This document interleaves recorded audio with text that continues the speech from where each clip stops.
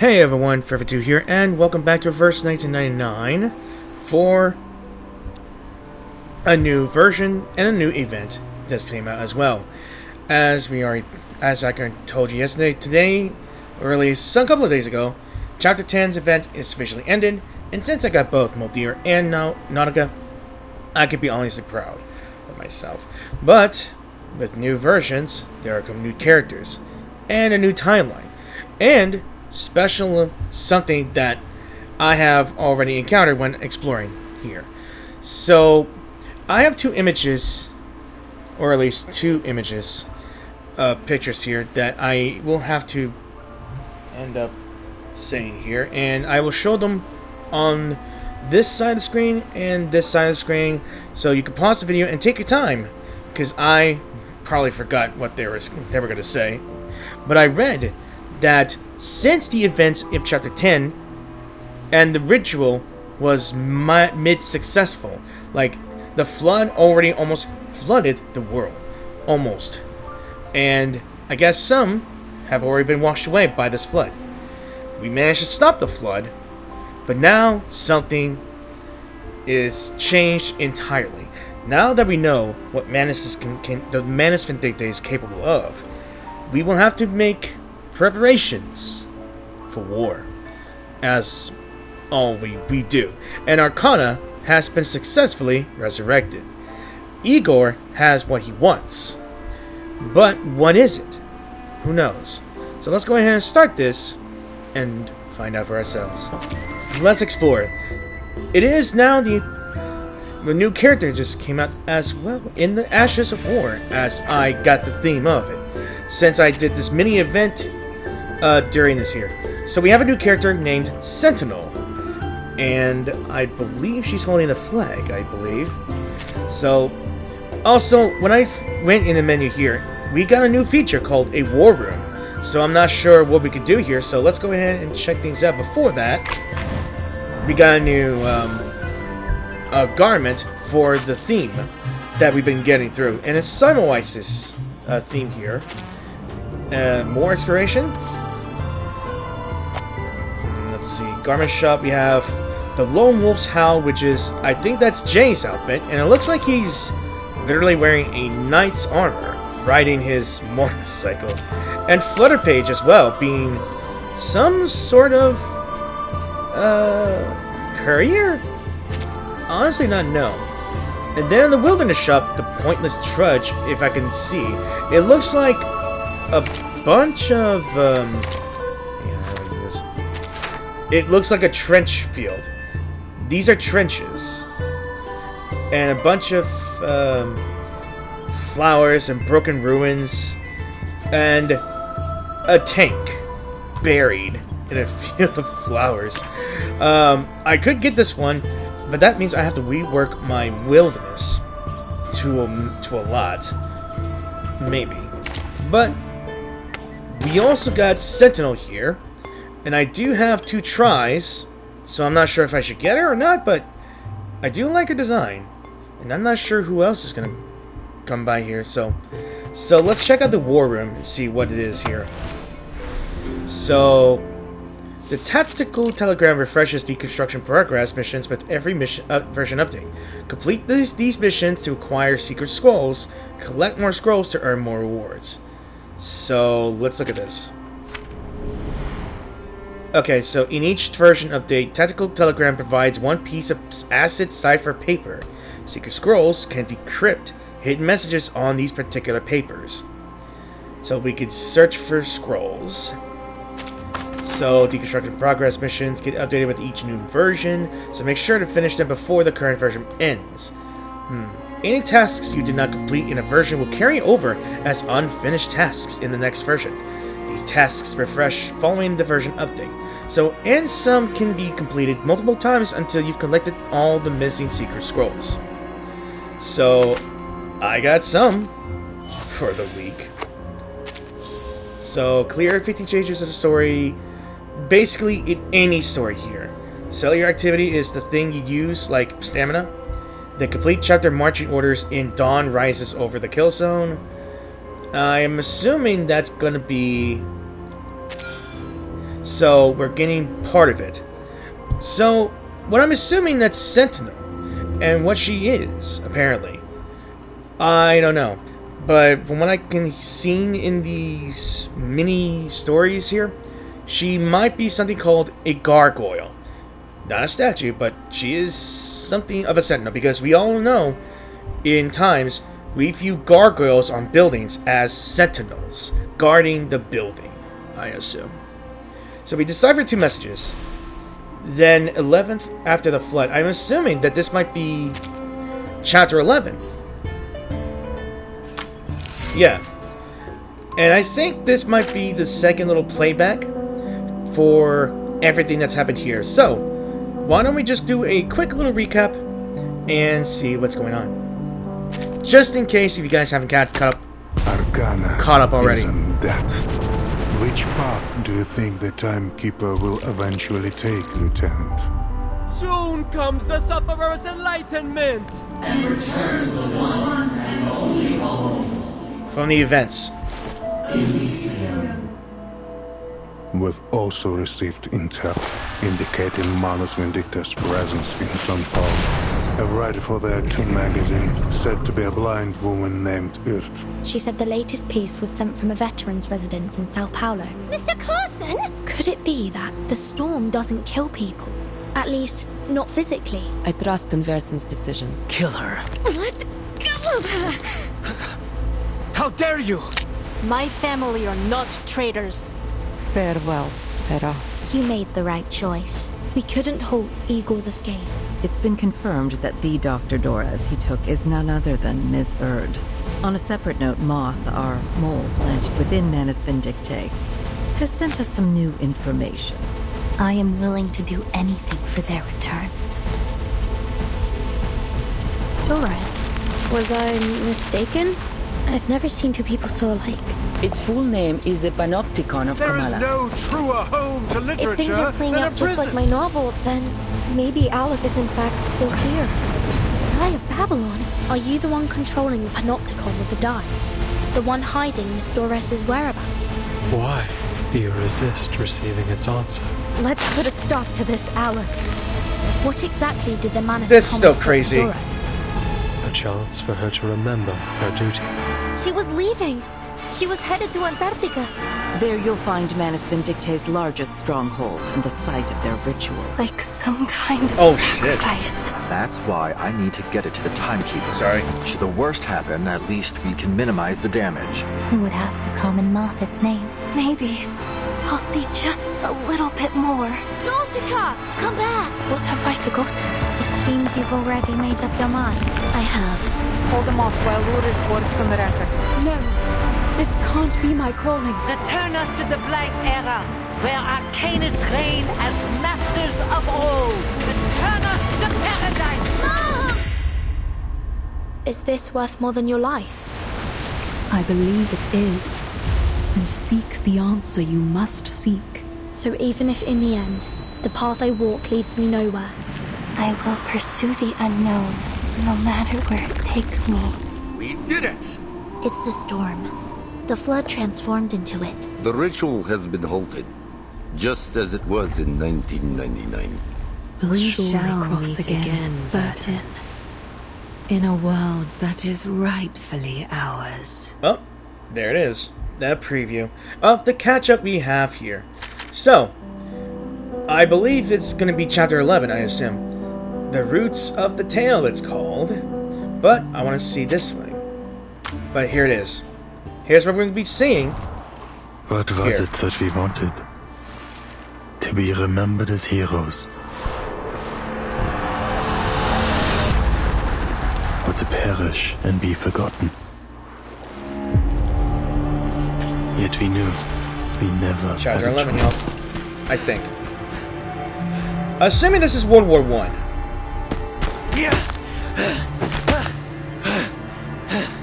The flames of perdition follow at your heels. What? You killed them all. But you may yet be cleansed. Stop. Stay away from me. Repent. Oh my gosh. You missed all those shots, buddy. Or What just are shut the you? floor. Or the ground. You goddamn monster. Or the fact that she took the shots. The Colonel was just taken out within our safe zone.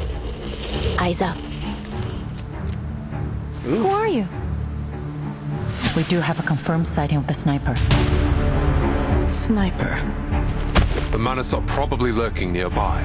Take Marsha with you. Find them.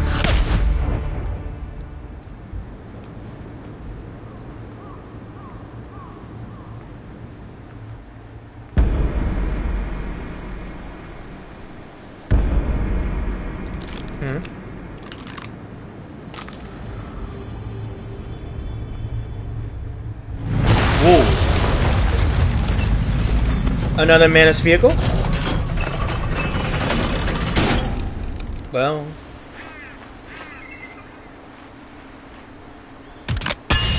Oh, how?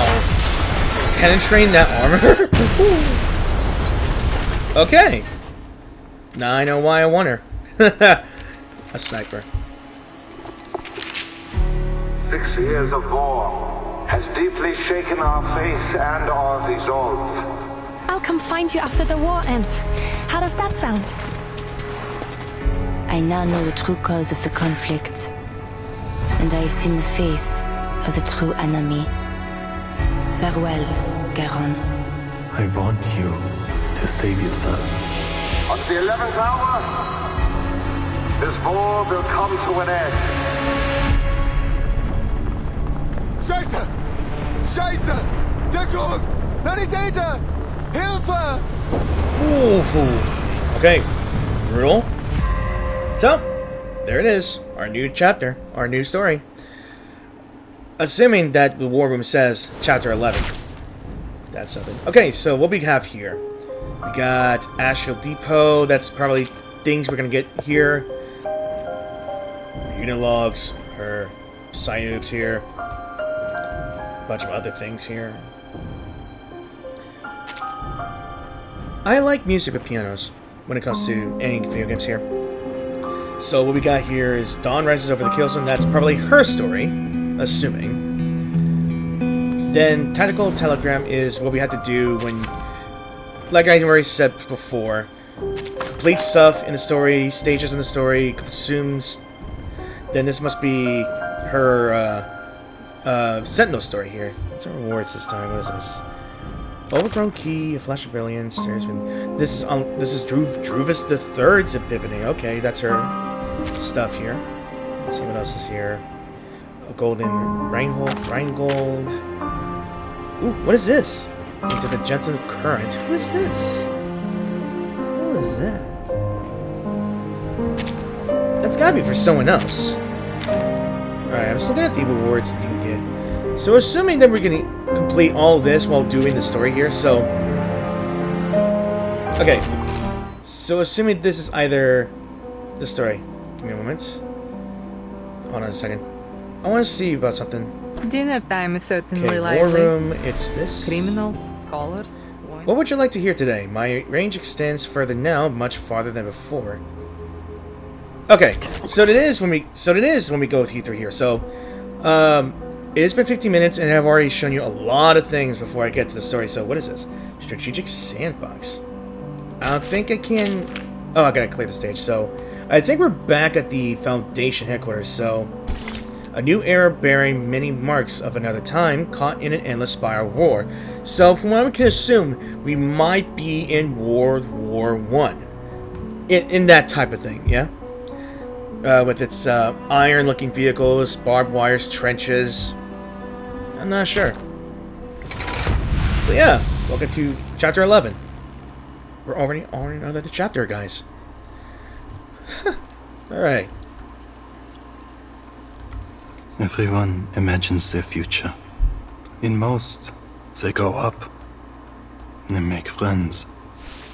Get married. And hope to make their fathers and grandfathers proud. We enter this new era full of those same hopes for our future. We had no idea what lay in wait for us. We called it the triumphant opening to the greatest era in history. A rite of passage for every man to be. Join us in an adventure side by side, bound by courage and loyalty. Return home victorious, and let your legend be told for generations to come. That was the future. Pretty words. We imagined. Ugly reality. Now, those sweet and fitting lies have melted away. Like thermite. Barely more than children, we find ourselves bound, not for adventure, but for an open grave of mud and ruin. Those of us who were lucky, or unlucky, to survive this battlefield were forged into something new. Numb, cruel, corrupted. The earth became fire and mud, and all of us devils. What was it that we wanted from this war? To be remembered and celebrated as heroes? Or to forget and be forgotten? The answer may seem obvious, but the question itself lies at fault. Because death, meaningless death, came for thousands of us every day, and we knew. We soldiers never had a choice. Mm-hmm.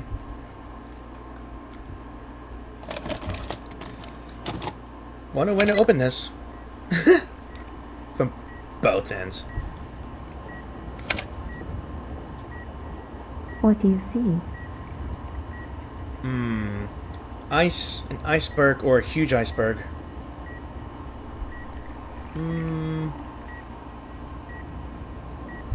Let's try it. Anything else? A flood that drowns the entire sea? Water?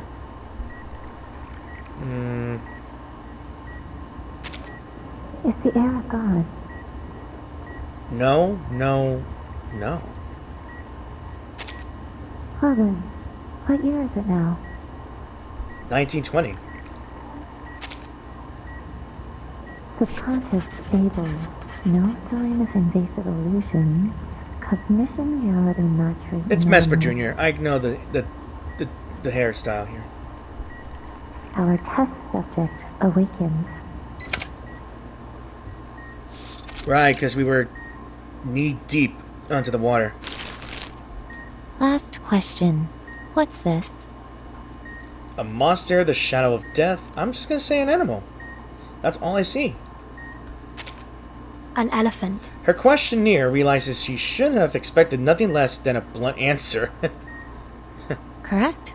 A plain and simple answer like that is an excellent sign. This test isn't like the others, from the artificial somnambulism we used to go through. It's a special examination we've prepared for all personnel involved in the Antarctic operation. It wasn't my idea, by the way. She powers down her equipment, the whirs and hums of its electric current fading with a soft drone. I would say, based on your recovery so far, you could have been discharged a week ago. But we had strict orders to complete our entire course of treatment outlined in the medical manual. Whatever it is that hides under the Antarctic, it didn't do any additional harm to your mental health. You're lucky, you know. Many others have suffered irreversible damage that will limit their day-to-day lives. What about Nautica and Miss Stranger? I have no access to Miss Stranger's information. All I know is she's been sent to another department for treatment. As for Nautica, she's doing great. Sure. Mesper Jr. offers her judgment in plain terms. Where is she now? Does she have enough space to stretch? Mr. Hoffman cleared out a lecture hall for her. I wouldn't call it a palace, but it's spacious enough to meet her needs. Too bad, though. Now she's being cornered in there by every arcane biologist, ancient myth enthusiast, and crazy ritualist well, we have on staff. with the sheer size of her, that she went through a transformation.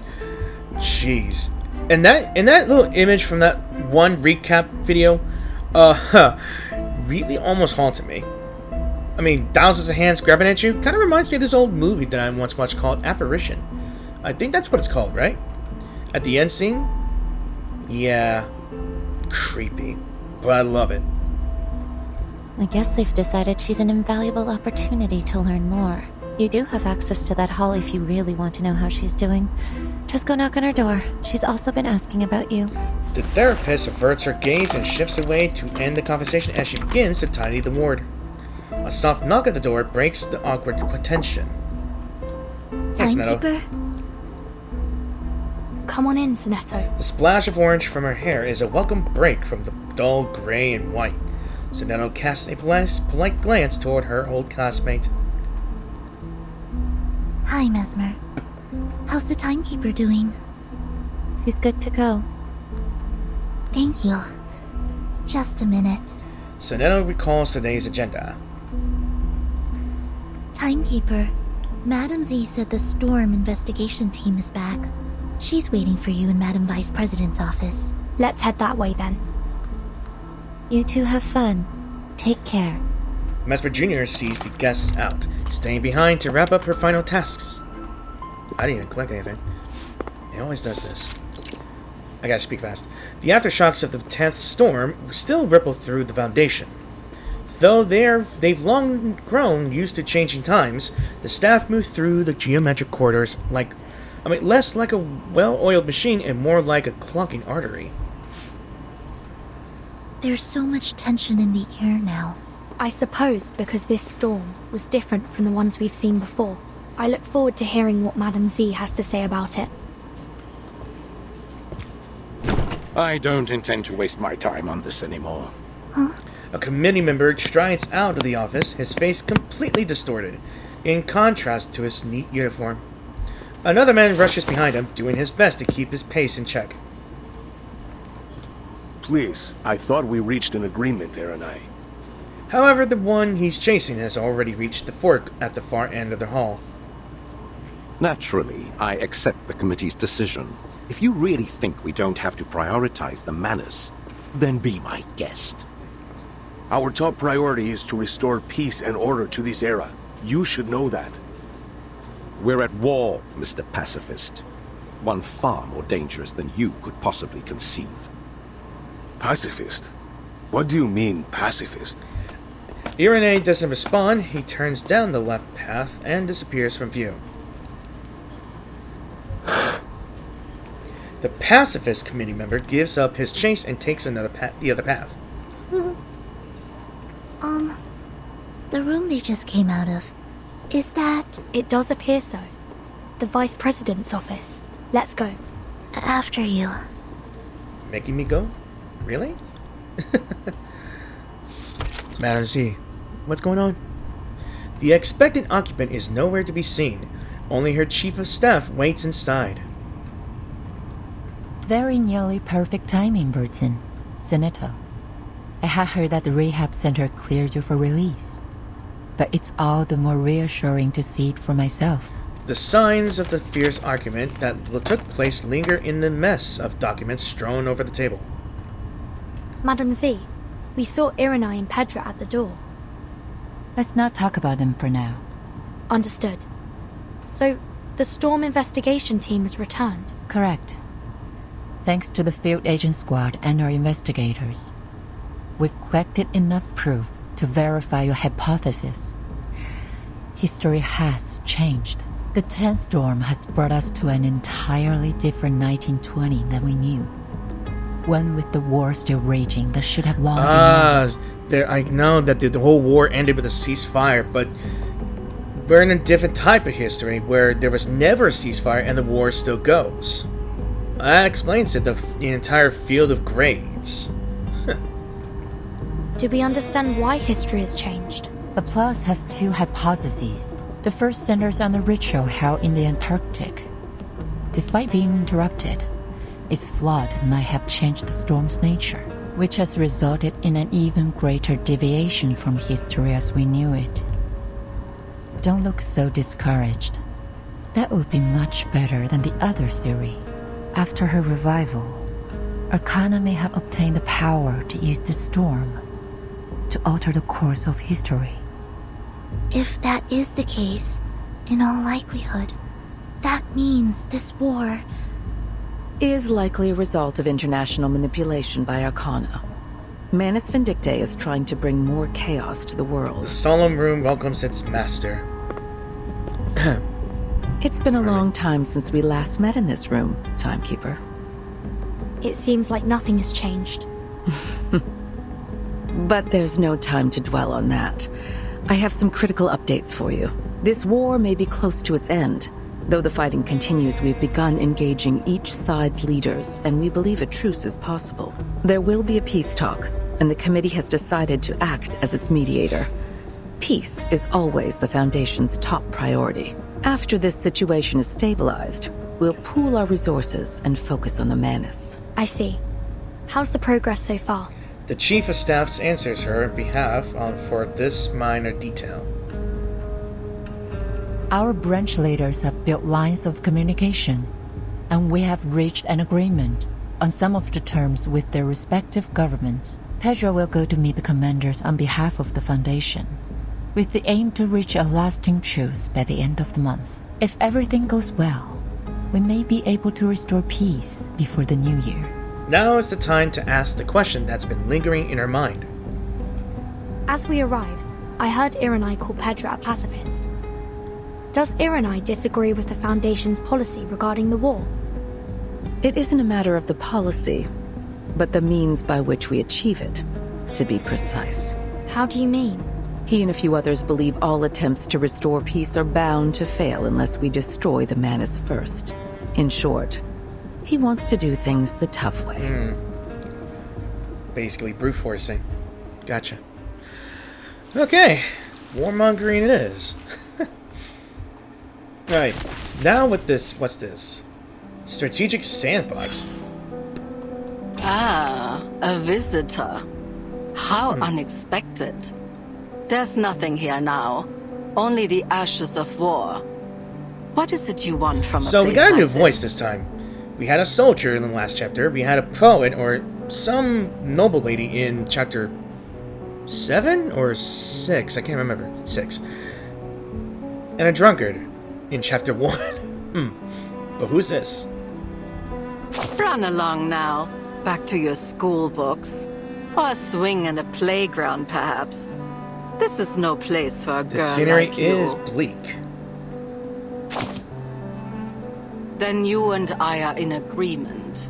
The stench of rust and burned flesh is quite unbearable.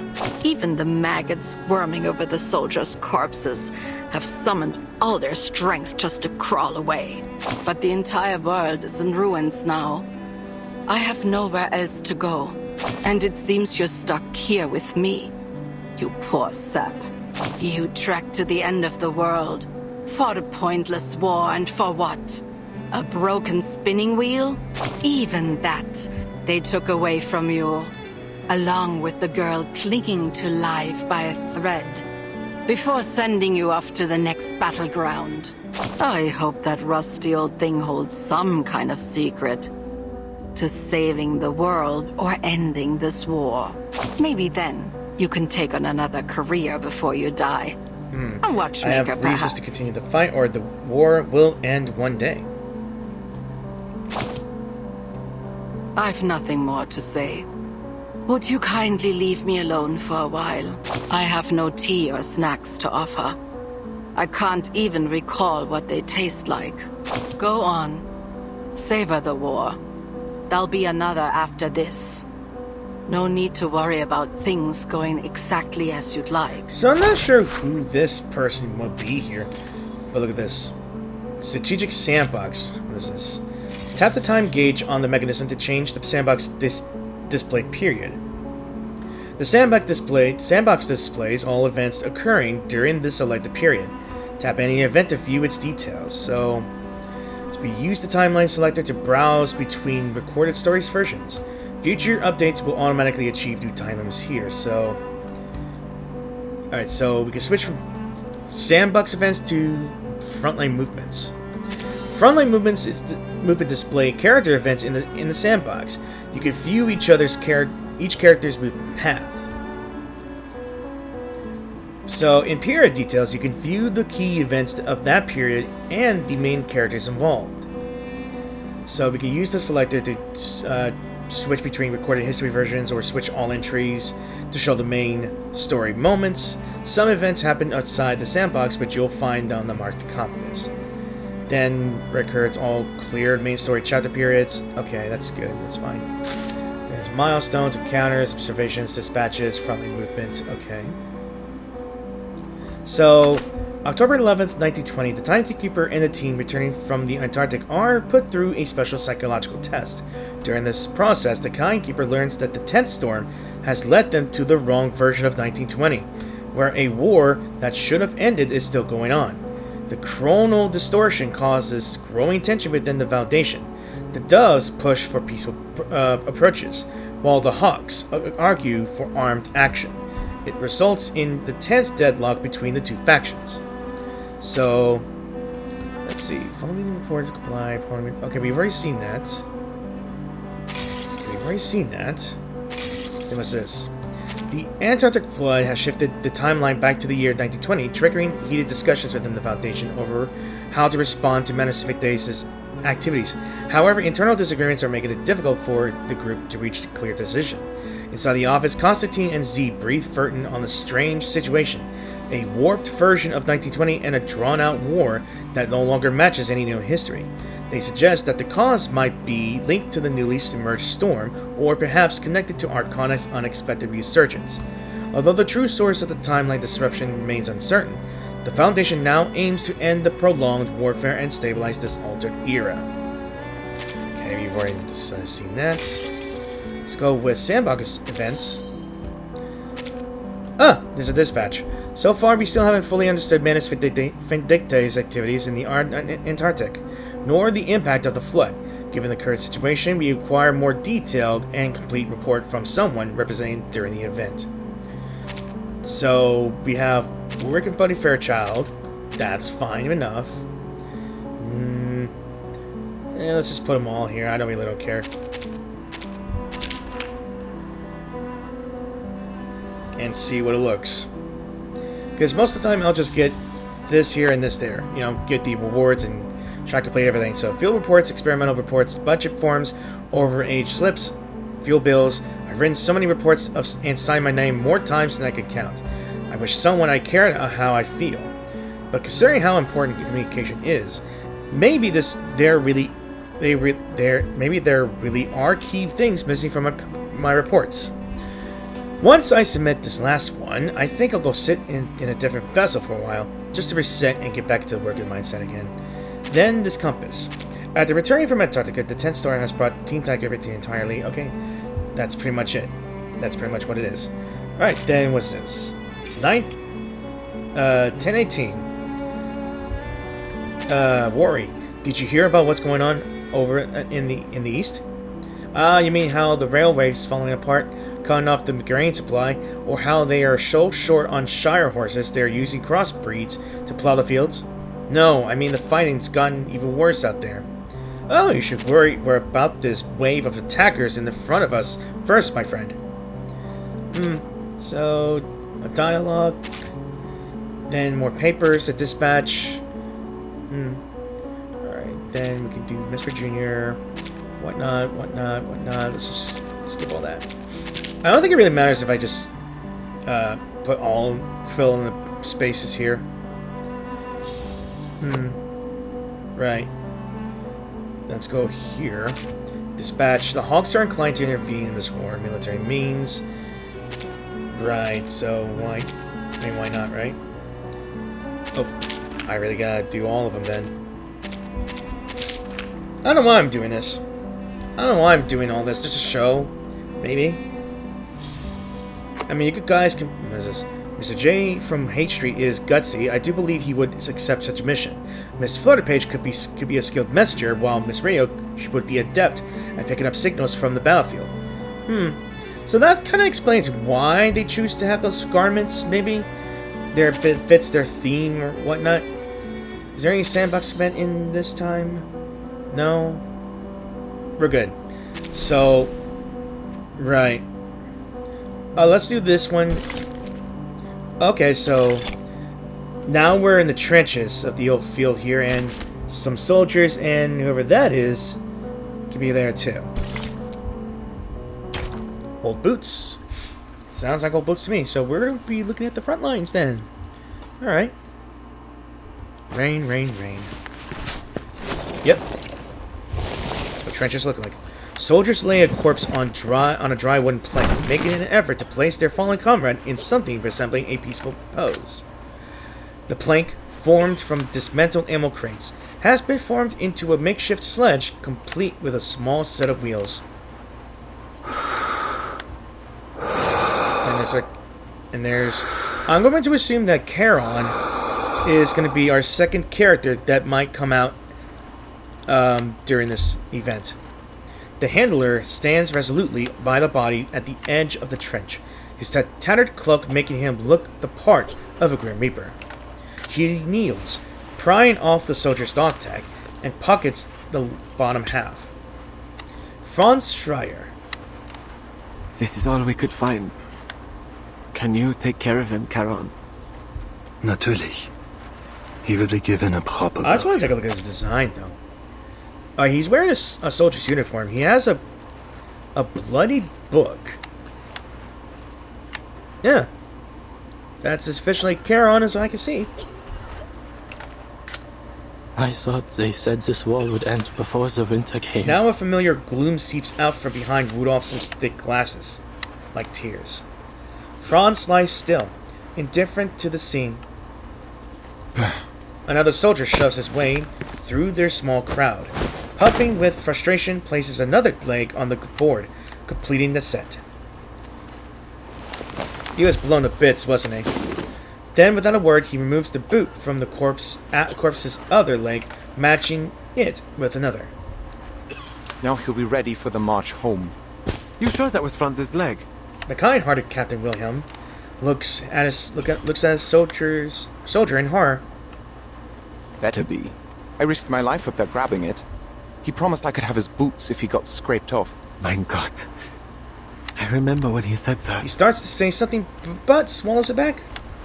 The soldier huddle together in a narrow bend of the trench. But...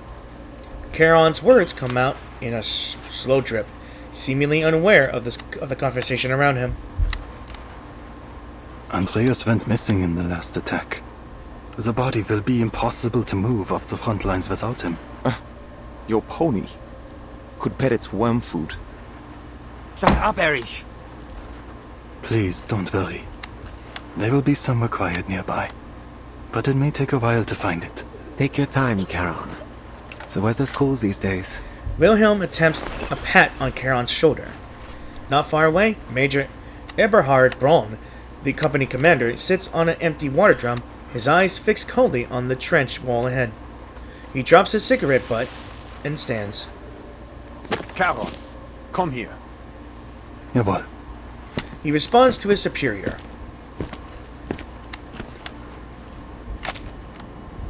You remember Montpey? The town near Aria? Alright, let me take a look at this real quick. And it's a really good angle here when you try to introduce this here. Charon on the left, I guess. It just kind of shows how really bad World War I is. Yeah, I cannot imagine. Gewiss. We fought there in the warmth of summer. Our Oberstleutnant died in that battle. You were in charge of a company, until you were injured and sent to recover. There were many graves to be dug, but the days were warm and dry. It was a hard fight to drive our enemy from that town. A damn good one. Even if our lines have only moved a short distance past it since. But why this talk of Montpey all of a sudden? Army Command has decided to attend a parley held by the Foundation in Montpey.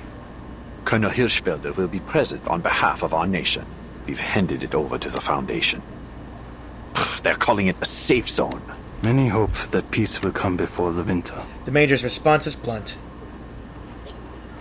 The only end to this war I can accept is victory. Total victory over our enemies. They say we've broken through on the Eastern Front. We only need to push our advantage and they'll collapse.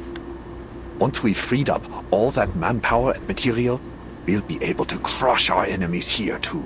We may run ourselves dry of ammo and blood before then, sir. No cries of victory are loud enough to wake the dead. Winning here is a part of something far bigger than you Alright, can so we understand. got ourselves a major problem with this guy here. He's going to probably try to push for more war. He's probably going to attempt an assassination if he attends. I'm not sure. Maybe there's going to be a problem with the peace talks. I'm assuming. Is it? When you returned to the front after your injury, you came with eyes red as a furnace. You wore an old face, a mask of war. You haven't worn that mask in many years, since before our first taste of battle and blood. A whole class volunteered. Nothing more than schoolboys. We marched obliviously into the killing field. You should rest. The Major's already thin lips pressed together into a sharp blade-like line. Enough with the poem, soldier. I called you with an order. You must go to Montpellier. Herr Mühlenberger sent us a package, and I need someone to fetch it for me. I know you'll do your duty for the fatherland, my friend. Take as many bodies with you as you can. We can't leave them rotting in the trenches. Dismissed. The Major gets up and moves down to the trench.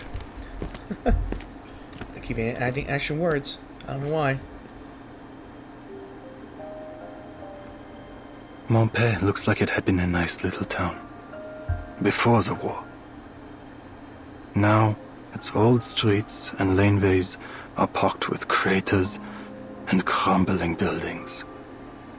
Cruel reminders of the brutal battles that raged through it. Silent screams still echo to me from its laneways.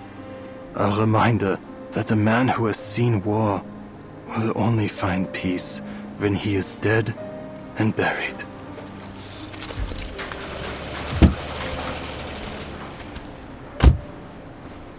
The town has seen the worst of the war, but with the sudden influx of traffic and activity, it seems to breathe new life. The streets, barely cleared, are swarming with uniforms, some military, and others checkered gray and white. Are you looking for help, sir? His head creaks in the direction of the voice, finding a young woman, likely a medic. Her golden badge marks her as the Foundation's employee, but even more striking is the armor layered over her coat. Hold on, soldier. I'm Krankenschwester Masha. Please show your face so I can verify your identity. I haven't gotten a good look at this character during that little trailer, but she's got a gauntlet on. Okay. Guten Tag, Schwester. What lies beneath this mask will not give you the answer you seek. Here, let this serve for identification. He rummages out a notebook from his coat, retrieving a folded ID card from within. Major Eberhard Braun is waiting on a package from Montpellier. He sends his NCO to collect it. He did not say from whom.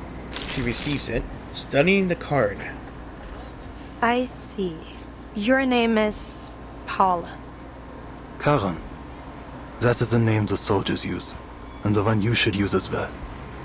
The name you see there doesn't belong to this war any longer. I've heard your name before. She returns the document, then scans around as she wrings her hands. You'll find plenty of packages here. Go ahead and look for whichever one belongs to your Major Braun. But there'll be more paperwork to sign before you can leave with it. If you're willing to wait, things will get moving again once the parley has finished. Time is a resource the dead have in abundance. He looks back at her, his body seemingly almost rooted to the spot. Are you certain you're a right soldier? The war has taken its toll, but there's nothing you can do to fix these old wounds. You said that you are a medic, Schwester Marsha. Is that why you ask? Yes, of course. Ordinarily, I would be at a clinic, but I was asked to lend a hand here. Where are the dead from your clinic laid to rest? She reflects on his words. We don't have any yet, by the grace of God. Though, I don't expect that to remain the case. There's a bare slope just outside of town. I noticed it when we first arrived here. It could serve that purpose for someone to die. That is good to hear. That someone might die? The delayed reply leads to misunderstanding. No. The slope. A quiet place is needed. Many of us from the front lines could find rest there. You mean your brothers in arms?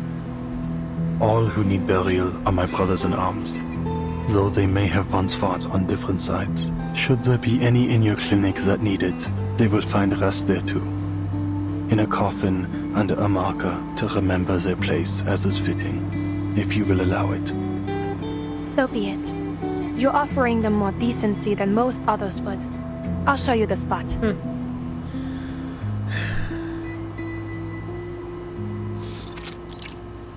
The outskirts of Montpellier.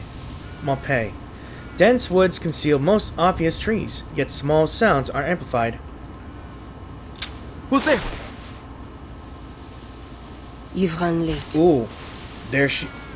I barely made it. This whole area is under heavy guard. Okay, so this is where they finally meet Sentinel. I'm thinking that she might be... from the French, I believe? From the French side? I think? I don't remember who fought in World War I. I don't know. Maybe it's the French, maybe it's the Germans too, but I don't know. I'm about to re-look at my history books, guys. The soldier squints, eyes narrowing at the gray-blue uniformed figurehead. Where's Hector? He never mentioned you. Give me the countersign. He raises his weapon, framing the stranger in his sights. You hear me? Who the hell are you? Yet his target is unfazed. 2 paths lie ahead for you. What are you talking about? In one, you lead me to your commander. In the other... She lowers her rifle and bows her head in motion, almost like a prayer. It stuns the soldier for a moment. You are led.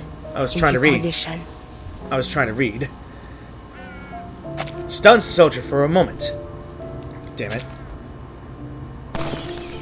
Did he shoot her? Alright. Okay, so we're gonna play as her. Okay. What do you do? Okay, what do you do? What is this? Night Watch self-channel enters the hour of repentance. Status and gains 6 stacks of dread bullet. Additionally gains 2 stacks of locked on. If not already under hour of repentance, consumes 1 point of blood tithe. Okay, then you got expiation. 1 target attack deals 130 reality damage if it's 1 star, 2 star, 3 star. Counts as retribution after attacking. Gains 5 stacks of fresh wound. Gains extra blood tithe. What's her ultimate is Infernal Mercy. I like that. All wickedness shall be judged, and none shall go unaccounted. That's a massive attack. 300 reality damage to all enemies. Okay. I kinda like that. And she's a mineral character. Alright, let's try it.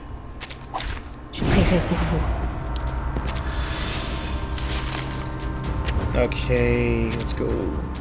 Let's build up here. Let's see. Battlefield effect. Okay, reveal decreases damage taken in reduction. Okay, so this is pretty much them being in hiding, I think. So we could try this. Let's channel it.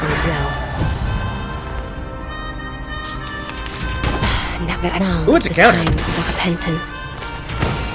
The enemies of peace shall be stamped out. Hold on a second. Why does the music remind me of some other song? I don't know. Never shall hit. Don't waste your time. The enemies of peace shall be stamped out. Alright, let's try the ultimate here. Le destin du gargoyle. Le glas funèbre sonne pour toi. Gargoyle, she is. Sniping from a church. Damn, alright. Okay. Just finish him off. I didn't even use my ultimate one here. A worthy victory. But the fight is far I don't know from why, over. but the whole battleground music was just reminding me of a song that I once knew. It's gonna bug me now. It's gonna bug me. The final gunshot rings through the thick forest, then fades away. She crouches, retrieving a pouch from a fallen enemy.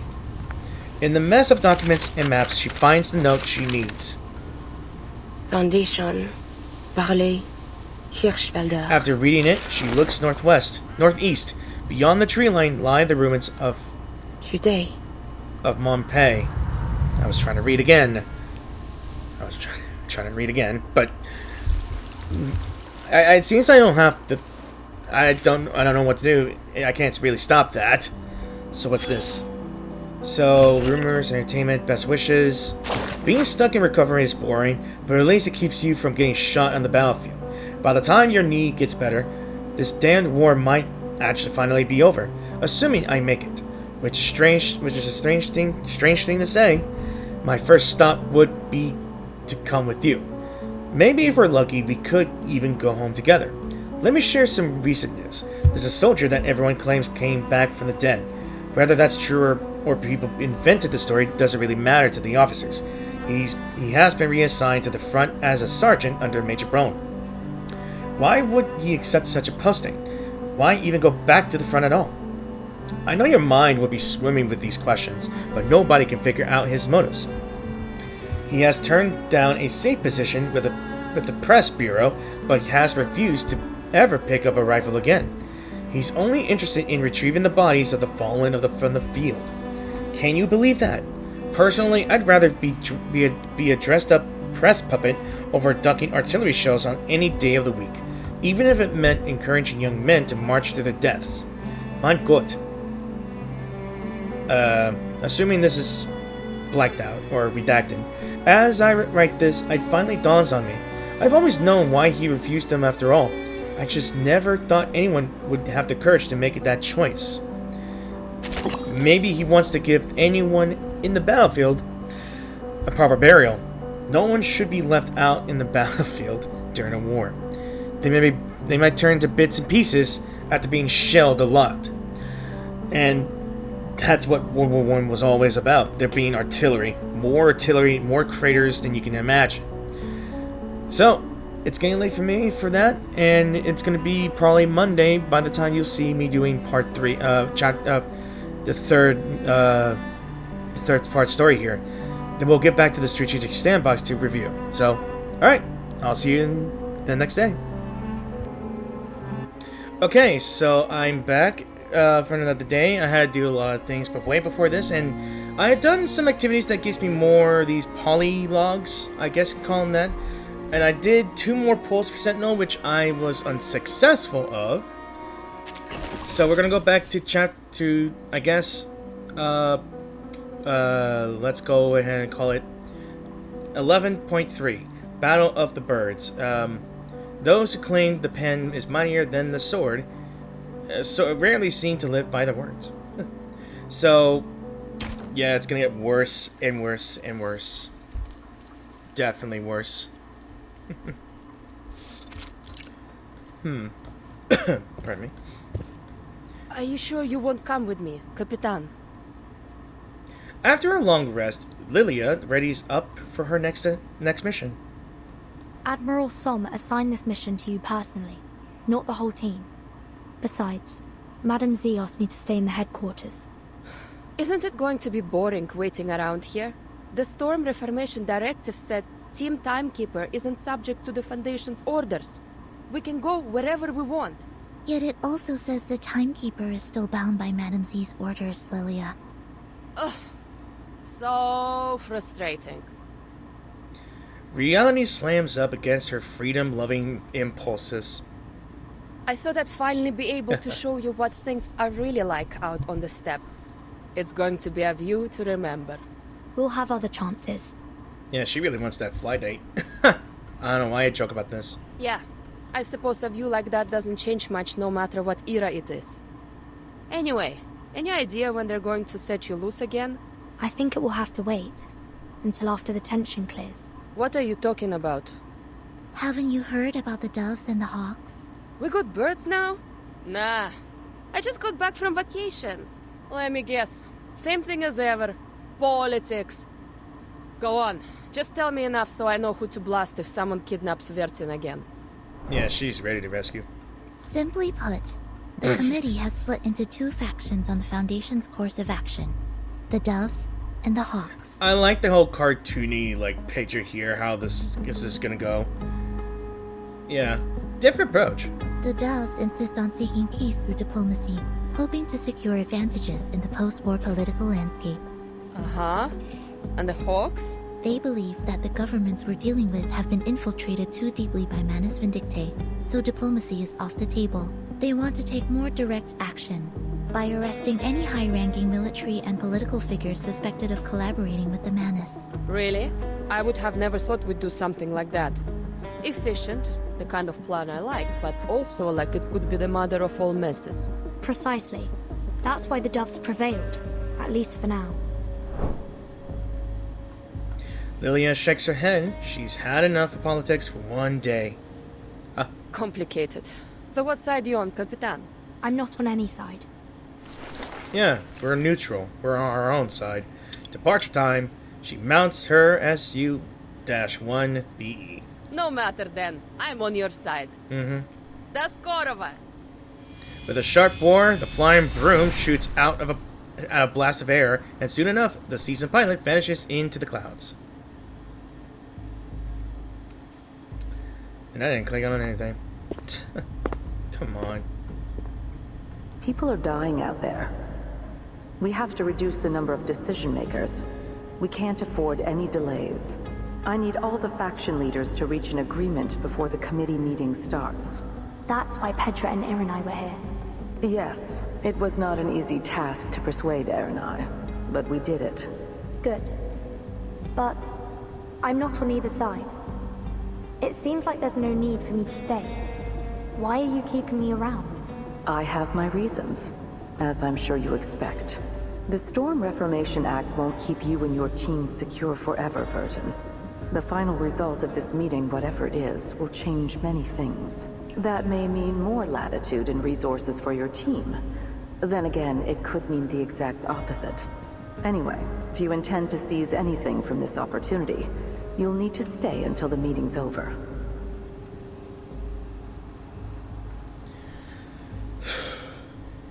Time to go, Sonato. Quite the takeoff. That must have been Lieutenant Lilia, wasn't it? She turns and a red-haired man enters the frame. Have I got it right, Timekeeper? It's Creius. You have. You must be Mr. Creius, the captain of the 12. Seems you're already acquainted then. I've read the report on the Antarctic operation. Your name was mentioned. Creius nods to Zanetto in thanks before adopting a more guarded expression. I've been reading up on you. Just a few choice selections from your after-action reports before our Antarctic expedition. Seems we have you and your team to thank for thwarting many a wicked scheme, hatched by Manus Vindictae in previous storms. Shame we couldn't put a stop to Arcana's revival, too. Now look at the dog's breakfast of an era we stepped into. And a warped one at that. A communication request comes through at the exact moment. Creius is about to speak again, but lets it go. I do hope we'll have the chance to cooperate more closely in the future. Feel free to call on me if you find yourself in need, Timekeeper. Thank you, Mr. Creius. I'm afraid further introductions will have to wait. We're called elsewhere. The brief encounter ends. Creius remains where he is, present as communicator. Speak. I passed along our intel about Manus Vindictae's possible infiltration of the safe zone. Anyone's guess if they're gonna do a damn thing about it. And Marcia was seen leaving the safe zone with an odd-looking German soldier. Any idea where she's heading? I kept my distance. Didn't want to risk exposure. Should I have any concerns about it? Whatever he is, I don't get the impression he's with the Manus.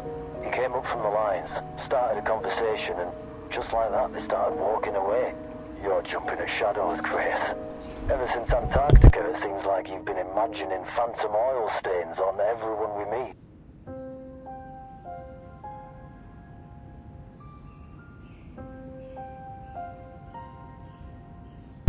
He leaves the remarks unanswered.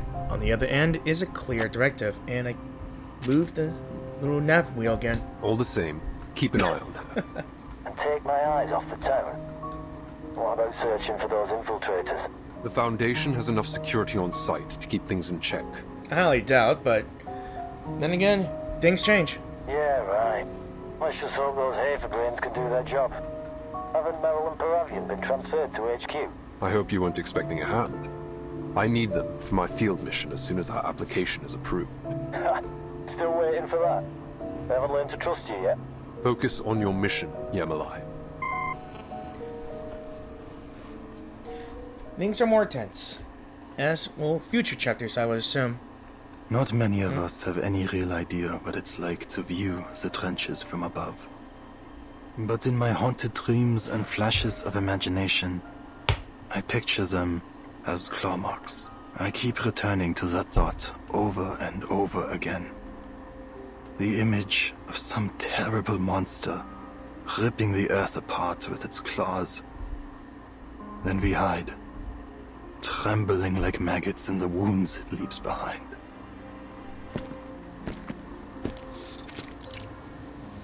This is a graveyard. Yeah. This is a graveyard. Charon stops, staring out over the woods, only just beginning to advance on a slope that bears the scars of trench work and artillery. It is quiet enough, but the dead may come to outnumber the empty lodgings below.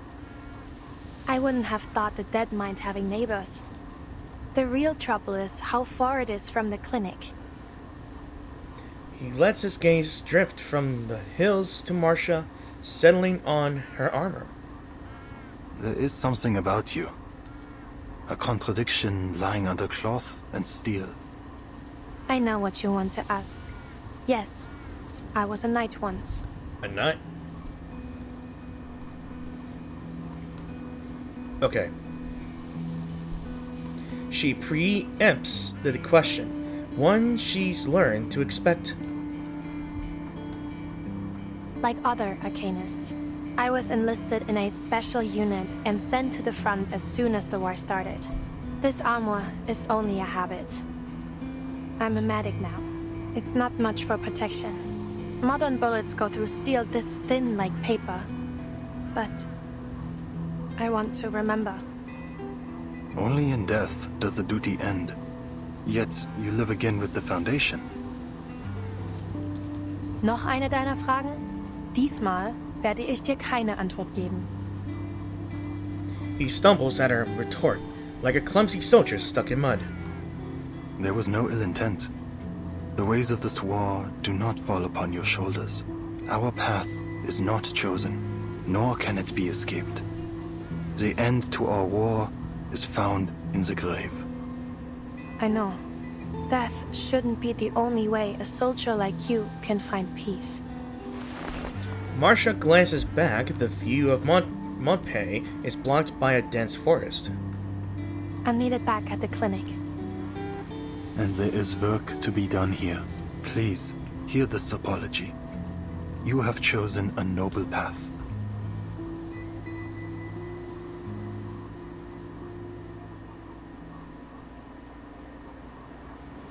Inside the safe zone, the first round of talks has concluded. Colonel Hirschfelder exits the building draped in Foundation banners.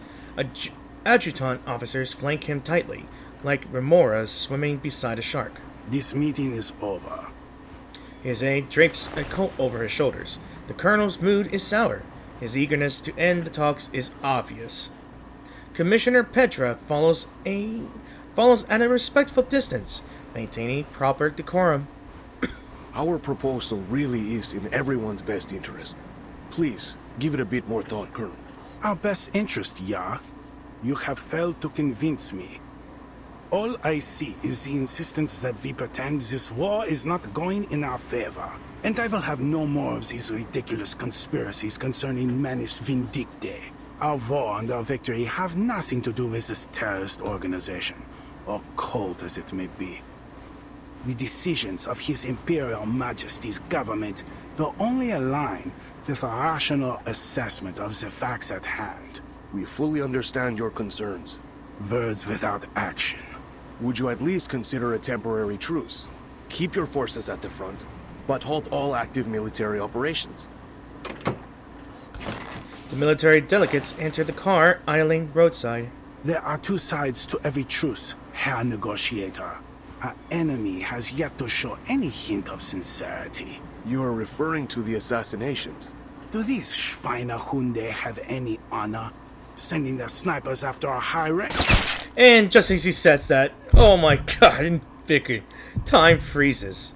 A bloom of crimson explodes and holy crap, okay, from the colonel's neck. Staccato heartbeats thump in a rising crescendo to meet the distant booming crack of a rifle. Yep, assassin. Time melts back into motion, shouts erupt, feet under, weapons set fire off at the shadows. Petra feels someone yanking him at his collar, the pull growing stronger. Take cover, Mr. Petra! Soldiers dive toward their fallen officer. Chaos drowns out all else. Sanitäter! Der Oberst wurde getroffen! Wir brauchen einen Sanitäter! Los, bring den Oberst in die Klinik! Okay, that went downhill very fast. And it's only the third part. Okay. It's not the early part 3, but it's just part of the chapter. So what we have here. Alright. 2 things here. Okay. Let's see. Flexible review. There is room for flexibility when conducting reviews. Lieutenant Lilia's escape during the Sao Paulo incident was facilitated by Muldir, a key figure among the rebel forces. Okay. Following the completion of Xeno Arms Academy's internal restructuring, we have initiated a thorough review of its special personnel to clarify the circumstances surrounding the rebellion and to prevent other incidents. Under these circumstances, it is advised that Lieutenant Ilia remain at Foundation headquarters for further investigation rather than joining Team Timekeeper's Australian deployment. Okay. This month's interrogations show Lieutenant Lilia's growing impatience with the process.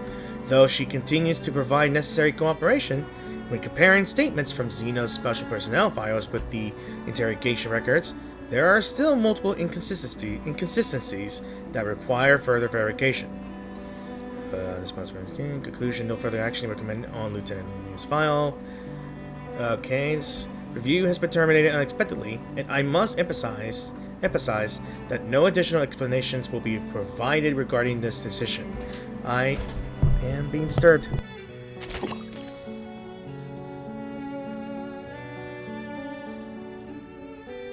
Okay, looks like my lunch or dinner is here, but I'm gonna read this real quick, and I will have to pause the video right here and there. So let's see. The 12th squad roster copy. Paravian Beagle, age 19, race human. Background: graduated from Xeno Arms Academy, served as vigil officer within the Vigils Bureau under the direct command of Creius, and contributed to the resolution of multiple critical cases. Later transferred to 12th Squad, the most devoted member of Creius' circle, he combines passion and bravery with a concerning level of idealism. This squad's morale would undoubtedly suffer if that loyalty were betrayed. So we have Yermolai, Hound, 37, human, civilian, previously brought into Vigil's Bureau via Creius' personal recommendation, served as a Vigil officer and participated in several classified operations. Later transferred to 12th Squad. He has an extensive criminal background. It's no surprise that Creius keeps him on a tight leash. I wouldn't want to be the one who decided on his call sign. Then there's Merrill, Blackbird. I think that's we met her in the what was it? The Chinatown event, I think. Oh wait, that's not it. I think I don't remember. Vigils. Let's say so. She's 16, Arcanist, a storm orphan taken by the Foundation, educated in SPDM upon graduation, invited by Creius to intern at Vigil's Bureau, later transferred to 12th Squad. SPDM. He's never had such patience to fool rule followers. Seems even Creius knows 12 needs arcane talents, though judging by her grades, his standards aren't exactly demanding. Alright, so I'm gonna eat my sandwich, and I'll be right back. Okay, so just got back from the break, and we're going to be doing Grayish Blue. That's part 4 here, and I think I'm going to do it in... Not sure how long this chapter will be. Hopefully it's not that short, but maybe it'll be that short. I'm just trying to think how long this will take, though, but... Kind of depends. So I'm thinking we're going to go to the point of view of our sniper, I believe, who did the deed. Having parted ways with the curious gravedigger, the knight continues back to the Foundation safe zone. Tangled branches rustle, sharpening her mind into alarm, but as her hand twitches to her sidearm, a small and timid creature pops out. Nur ein Hase. Wie schön, dass Sie zurückgekehrt sind. It feels in some way hopeful. If the hare can return, perhaps two people, flowers, life. The sound is unmistakable, and yet she questions herself. Was that a gunshot? She drops low, seeking its source, scanning, placing the sound. From the safe zone. Battle-honed senses strain to pick out the smallest detail.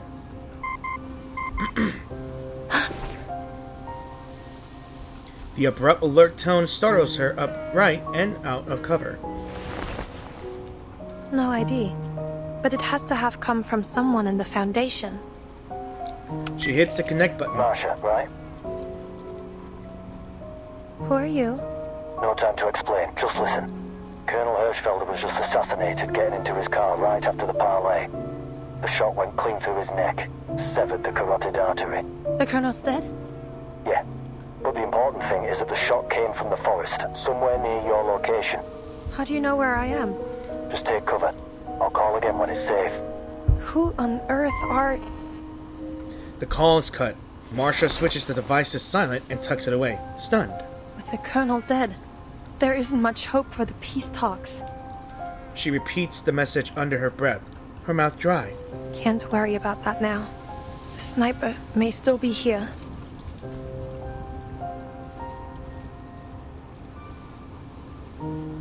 She siphons the shock into willpower. The Order's training has taught her how to manipulate her emotions, controlling them right down to the flow of hormones. They've also taught her not to sit and wait for death. All I have is this pistol. Still, a bullet is a bullet. I'll just need to get close. Retrieving her weapon, she weaves tactically between thick tree trunks and dense shrubs that offer concealment, inching her way back into Mopay.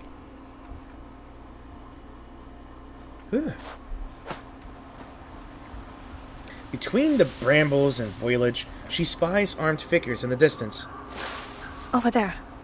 Who's there? Evidently, she has been spotted too. On instinct, she slumps downward, and a bullet scrapes a long gash across her metal armor. Small caliber. 5 of them. 2 with machine pistols. Their uniforms, unclear in origin. Come out! A flurry of follow-up shots shreds bark and skin, painting her armor with splashes of blood. Did I say right? Yeah. But she leans on her training, slowing her heartbeat to limit her bleeding and maintain focus. Can you really do that? Need to leave one alive.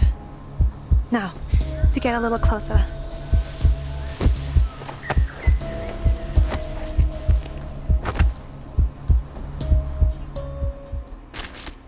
Alright. I guess we'll fight. Harmony is precious. We got a mercenary on our hands here. Are they the snipers? No. There! The white robe! It looks like a medic? She's alone. Take her out! Okay. Okay, so they clearly don't know the rule of warfare not to attack to shoot medics. Never underestimate your enemy, gentlemen. Those clouds A pot of liquor amidst the flowers. Keep up the pace. Licorice, eyes on the target. Enjoy!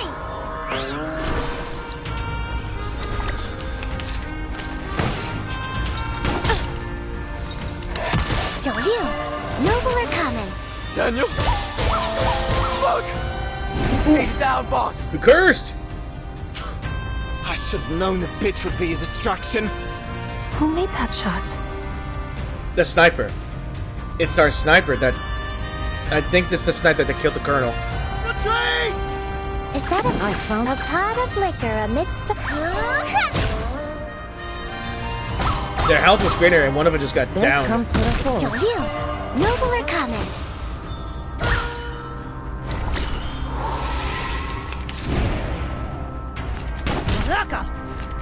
I think.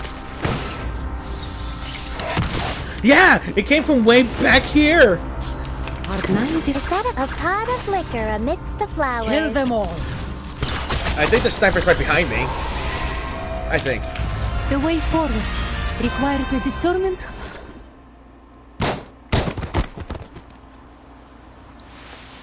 Her ambushers fall one by one. Marcia peeks out from cover, unable to identify their uniforms.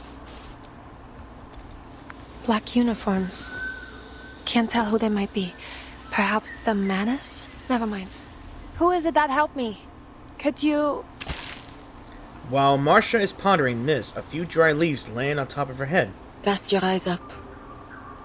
Huh? There she is. She looks up to behold a cloaked figure hidden among the branches.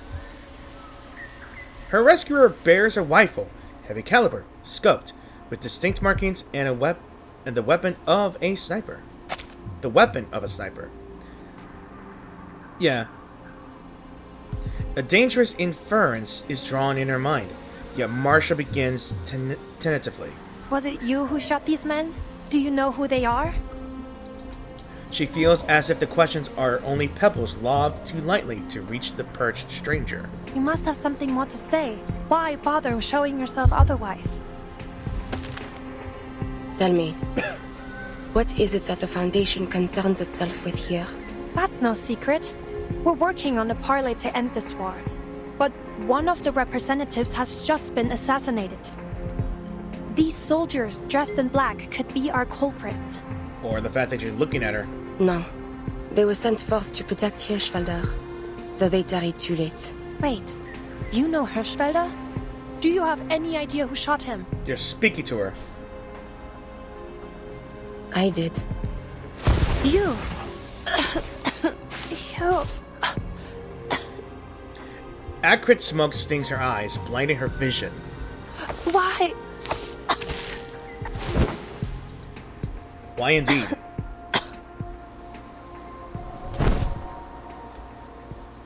Why indeed?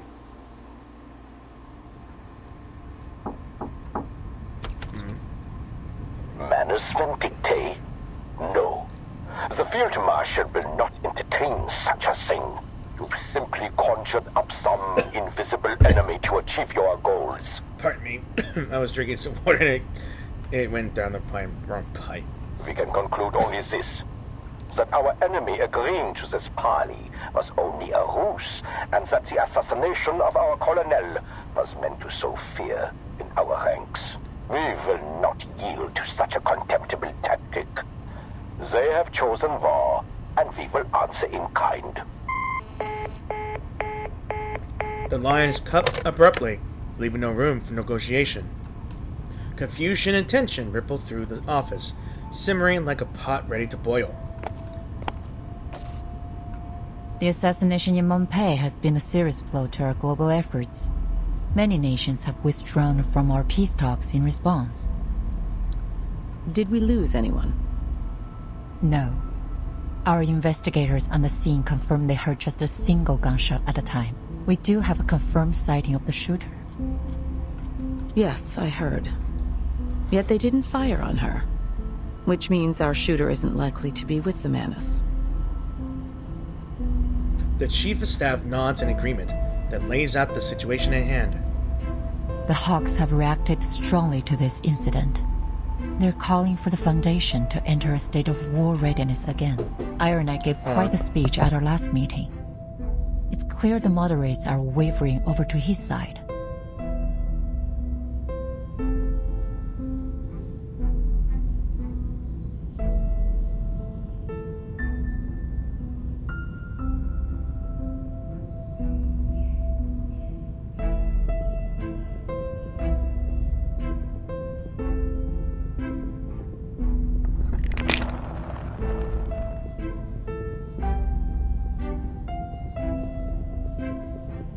Sorry about that, guys. Someone just knocked on my door.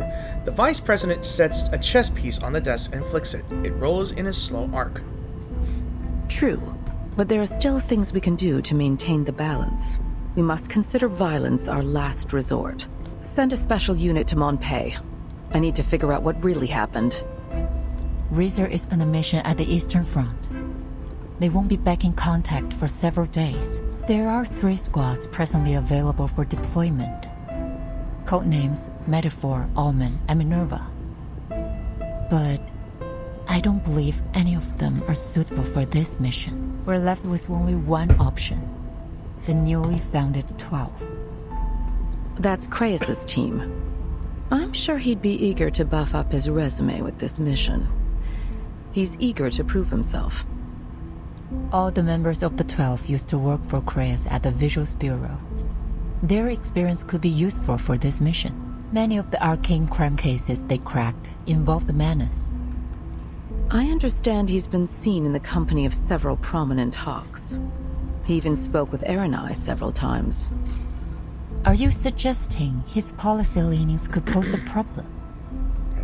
On the contrary, he'll make a fine choice, precisely because his appearance at the front line will calm the hawk's nerves. Understood. Tell Creius he and his team will set off in 2 hours.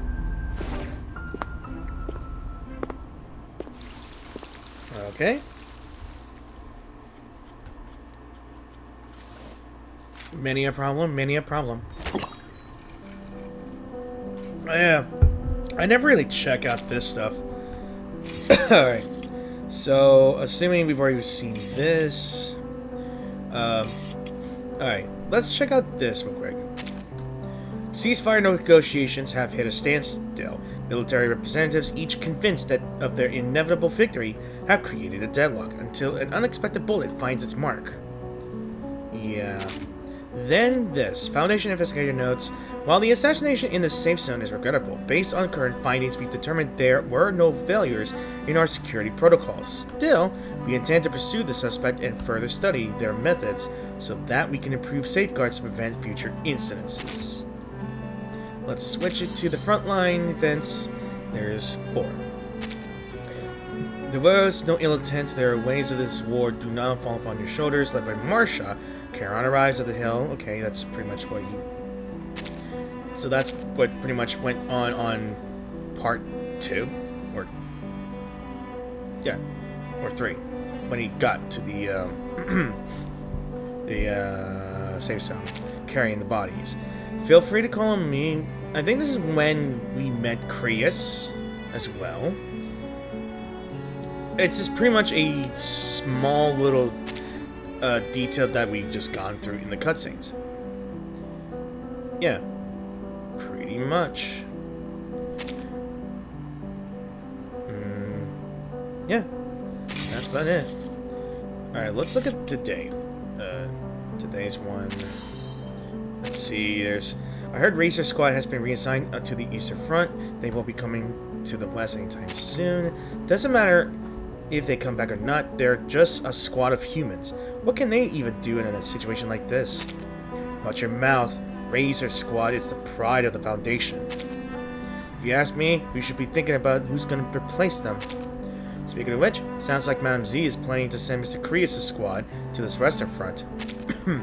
Oh, that shady 12 squad, huh? Yeah. That conversation's ended. And we have a dispatch here by none other than Horrorpedia. Yeah. I mean, why not, right?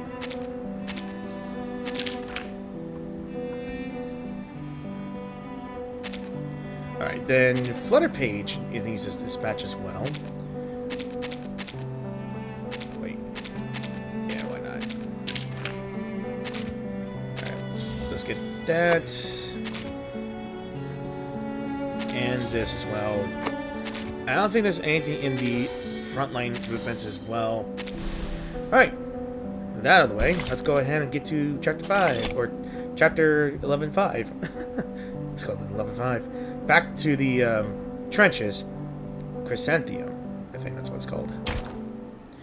Oh, I saw Insight 3. Give me a moment.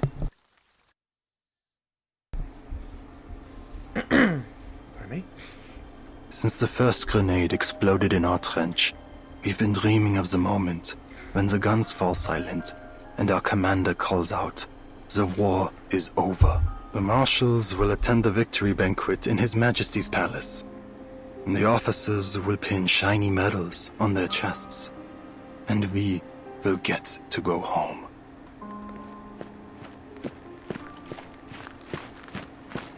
Out of my way, soldiers! I said make way! His call to arms is passed through the winding trenches, passing over veterans slumped against the walls with indifference. What's wrong?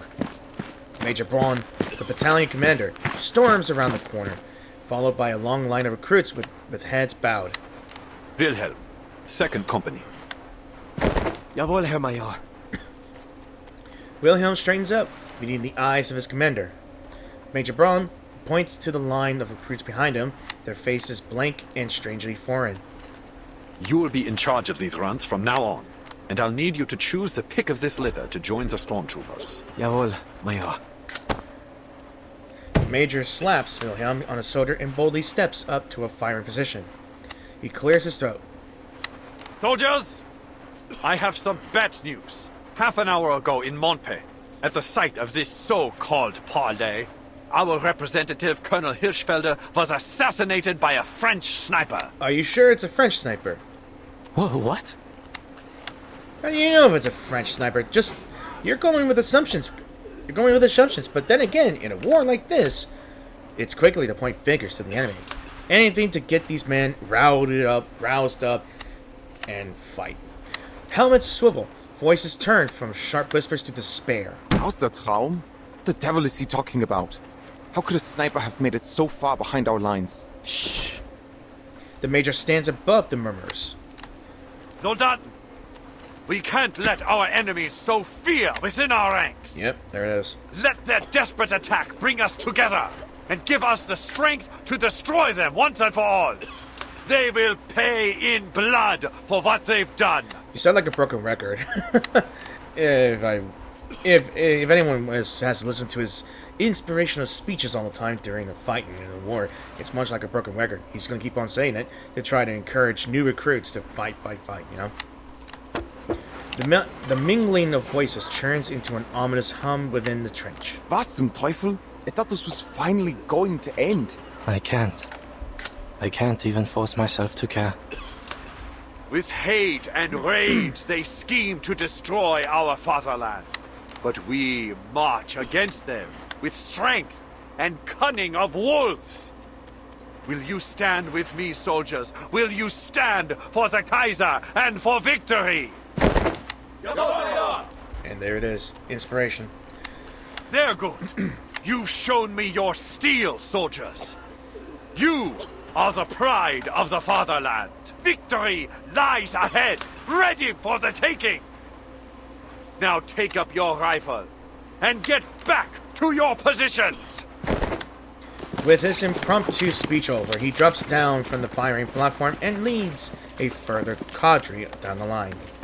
2nd Company's new recruits' tote bags are so heavy they look liable to sink into the mud. The company's vets close in to offer relief. Ach, Frontischwein, what's that you're holding? You got a fresh tin? Eisencow? Sausages? The questions slide off the recruits, slipping down through the cracks of the boards at their feet. Some glance up from under oversized helmets, wide eyes locking with the tattered vets. God, did you see the way they looked at us? It was like there was nothing behind their eyes. Erich, did you notice? I don't think they understood a word you said. Shameful. Eric, no, throws a hand in the air, shaking his head off as he walks off. But Wilhelm musters up his sense of obligation as company commander, patting a recruit's helmet enthusiastically. Come on, boys, follow me. I'll show you to your dugout. Mind the gaps on the duckboards. Herr Hauptmann, perhaps first we should drill them on keeping their heads down and avoiding artillery? Remember how many comrades we lost in our first days? Not now. First we need to... And it comes. Yep, all of a sudden. Oh. Hey, cover! Get in there, move! I'm not even clicking anything. I'm let go of my mouse. Yeah. It gets real bad. Alright, so what the hell do we need to do here, though? Alright. I'll go with this for now. I don't know why. Straight to the point. I like that.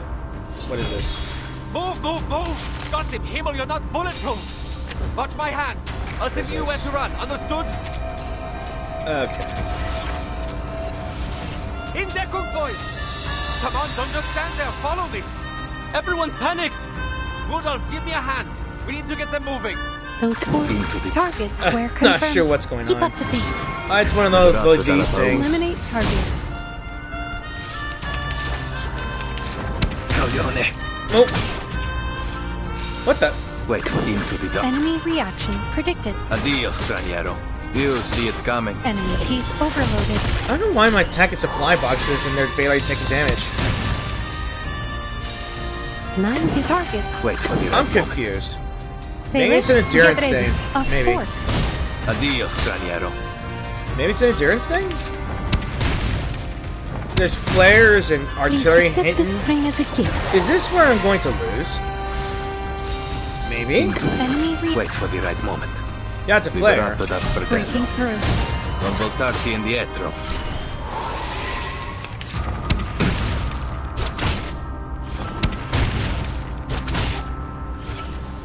Okay, there it goes. Yeah, it was an endurance thing. Sorry about that, Ezio, but...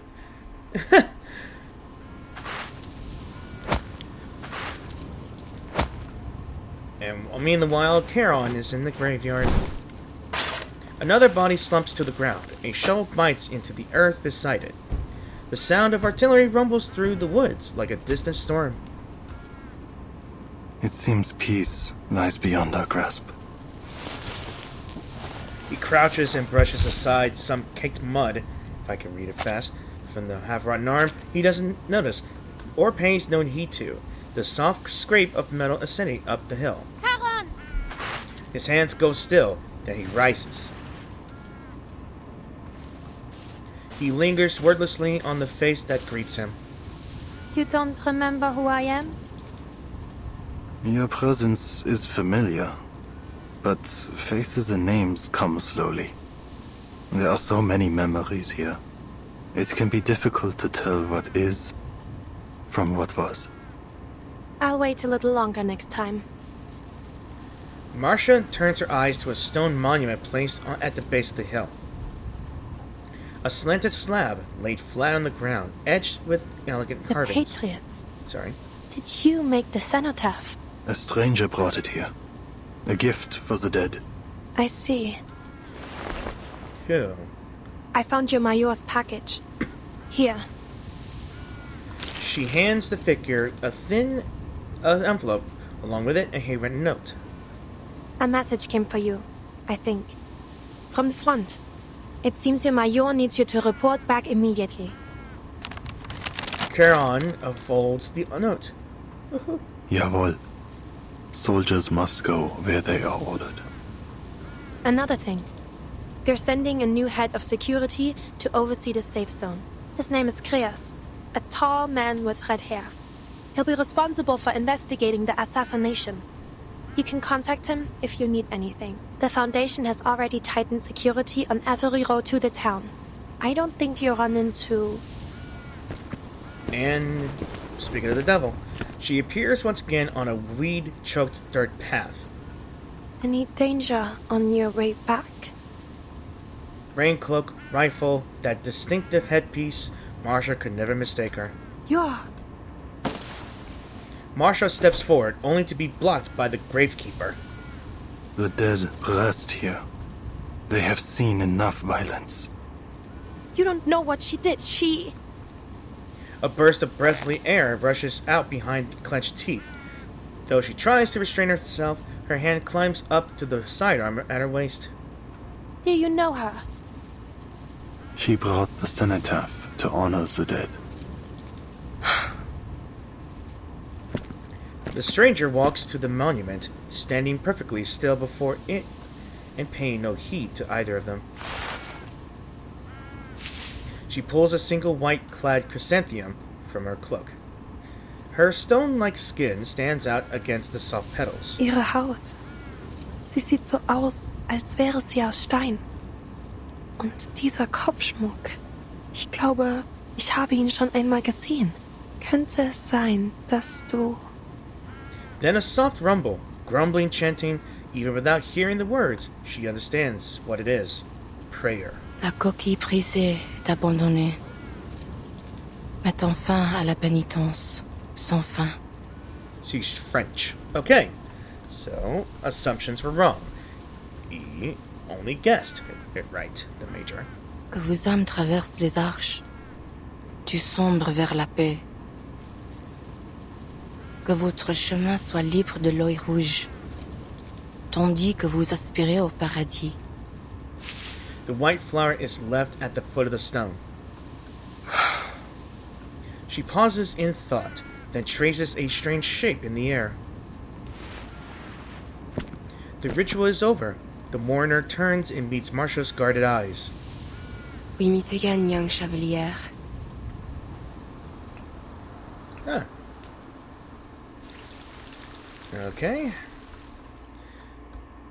Let's continue on. Alright, let's check the sandbox again to see, or there's this. Chicago statue. In times of war, unreliable information spreads faster than truth, making it impossible to separate fact from fiction. So, have you heard about the Sentinel? I saw her that night. Before anyone could react, old Noah was already down. The shot was unbelievable. Did you get a clear look at her? It was too dark to see much, just a figure wearing a cloak. But I'm almost certain she was carrying a Lebel rifle. And she's probably on our side. I wouldn't be so sure. They say she's the one that took out General Mathis 2 weeks ago. Might be someone playing both sides. Either way, having that warmonger gone is good for us all. Ow! That hurts! Bear with it. I'm almost finished. Marshall soaks a towel in the cold water and wrings it out. The wounded soldier's fever hasn't broken. Her eyes move from one amputee to the next, checking each stump for signs of infection. Listen, another soldier cuts in, his face wrapped in bandages with only one eye visible. This sentinel doesn't take sides because she is a human. There's no rifle. It's a javelin or a spear. And she's got wings, silent as a bat. During the day, she turns into a statue. A stone statue. You can walk right past without noticing, but at night, she comes alive and hunts. Ever seen those church gargoyles? That's exactly what she looks like. Maybe those wings were just her cloak, the first soldier insists. It's more than that. My comrades saw bullets hit her, but she didn't even flinch. Like they were hitting a solid rock. Hey, Johnny, isn't that right, Johnny? Marcia pauses before looking up. Johnny died just after dawn this morning. Yeah. That's what sucks about war. Alright, let's check it in here again. Another dispatch by... Oh, it's the ghost of World War II, apparently. His name is Click. Yeah. And while we're on that, let's check this. The medic, the soldier, and the sniper all converge at the graveyard, but the assassin shows no hostility. She simply come to mourn. Alright, then we got the reward here. Maybe switching to this here, we see the encounter. A human army. The battle at the front shows no sign of stopping. Each company suffers losses only to be filled again with new recruits. Most of them arrive with no idea what war is really like, bringing along heavy bags from home as if they were heading to a school trip instead of a war zone. Their training begins the moment they arrive. They have to learn how to live in the trenches, how to communicate under fire, and most importantly, how to recognize different types of artillery using only sound. Soon enemy shells begin to hit their position. These recruits will have no shortage of chances to learn. They likely won't stay the same for long. Then, Major Braun commands the front, burning with determination to destroy the enemy once and for all. His faith in this coming victory borders in manic. There is no reason in his words, only fire. After delivering his speech in the trenches of the 2nd Company, he drops down from the firing platform and leads a further... Okay, and I think that's all I read in the other dialogue. Keeping morale high has become the commander's most essential task, because it's the only thing they could do is to keep up morale. At the time, they don't just bark orders or anything because they ain't gonna do it. Sometimes you gotta rile them up, do something, encourage them. The soldier in the grayish-blue uniform arrives at Charon's cemetery. Gravestones now mark this once distorted ground, giving it the feel of a true cemetery. Stones placed by her hand, she stands before a monument. And yeah, this is where we met Eater again. Alright, back to the story. A push for peace. Hopefully. Inside the briefcase lies irrefutable evidence that peace is possible. I'm hoping. Ow. I'm hoping. The stranger studies Marshall again. He that is slow to anger is better than the mighty, and he that ruleth his spirit than he that taketh a city.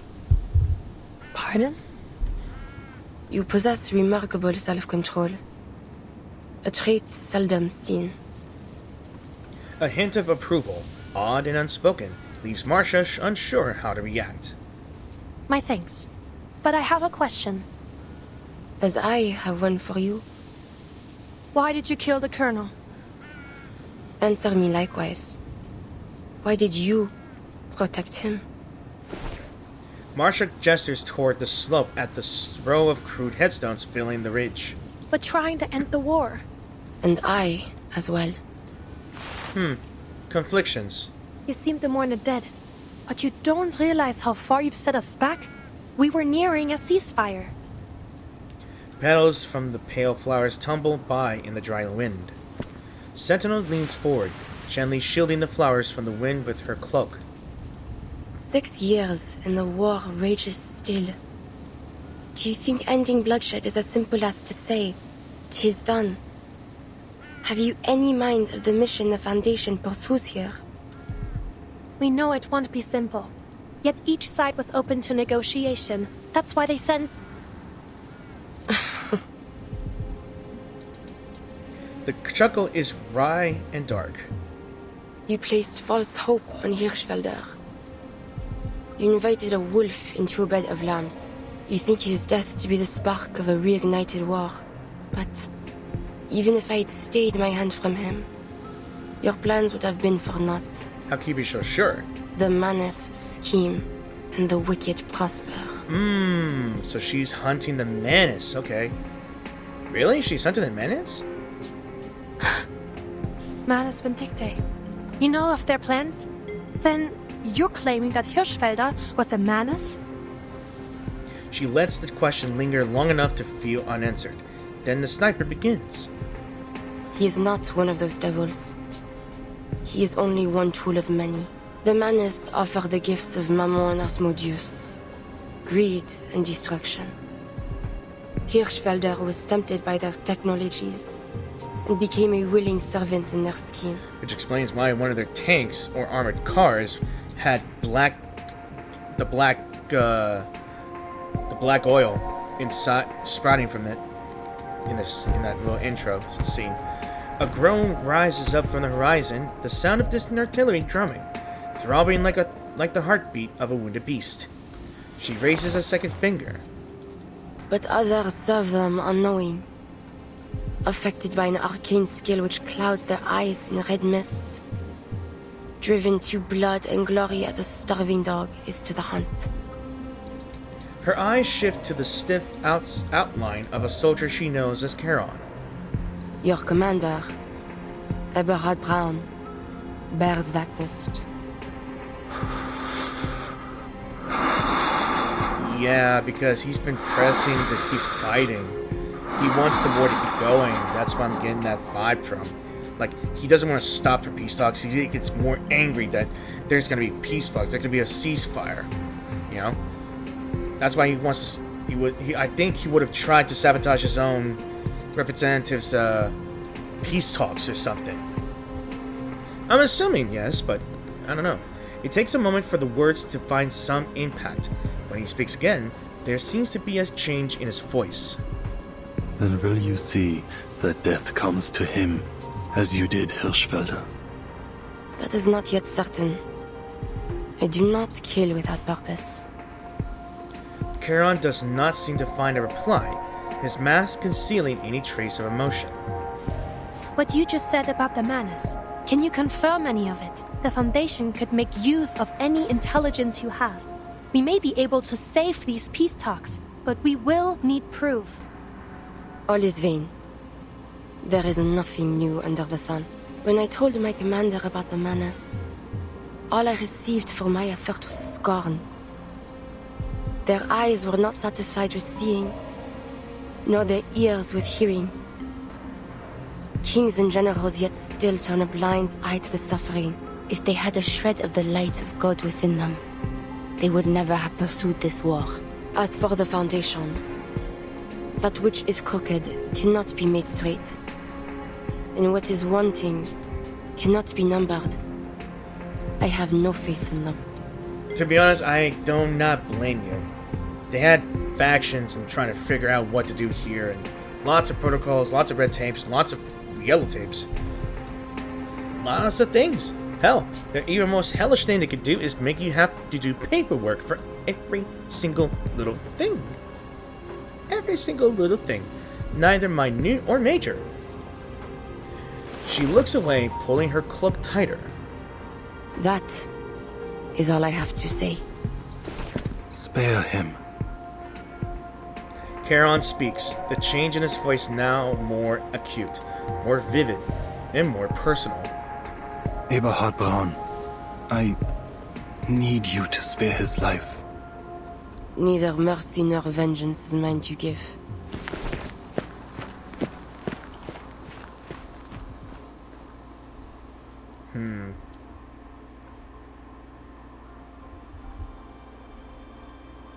It is officially 1920. I wonder at other people's impressions of this war. From what I've seen, there are two contrasting views, though in various forms. One of heroism, and the other, sadness. There is one truth which I have found bridges both of these visions. Despite how cruel it may sound, this war is the prelude of a new era. I have to believe that, because if this death and destruction, so unparalleled in history, does not herald change, then there is no hope for humanity.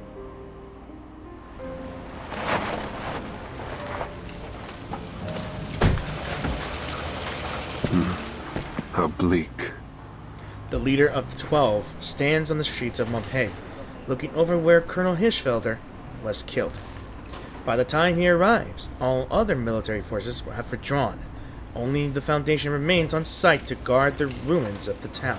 Blackbird, give me a hand. As soon as I finish my bread, Beagle.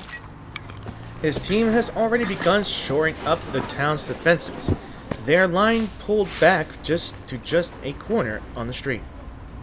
There are 122 armed personnel available at your disposal, sir. 23 of them are Arcanists. I've brought you their profiles.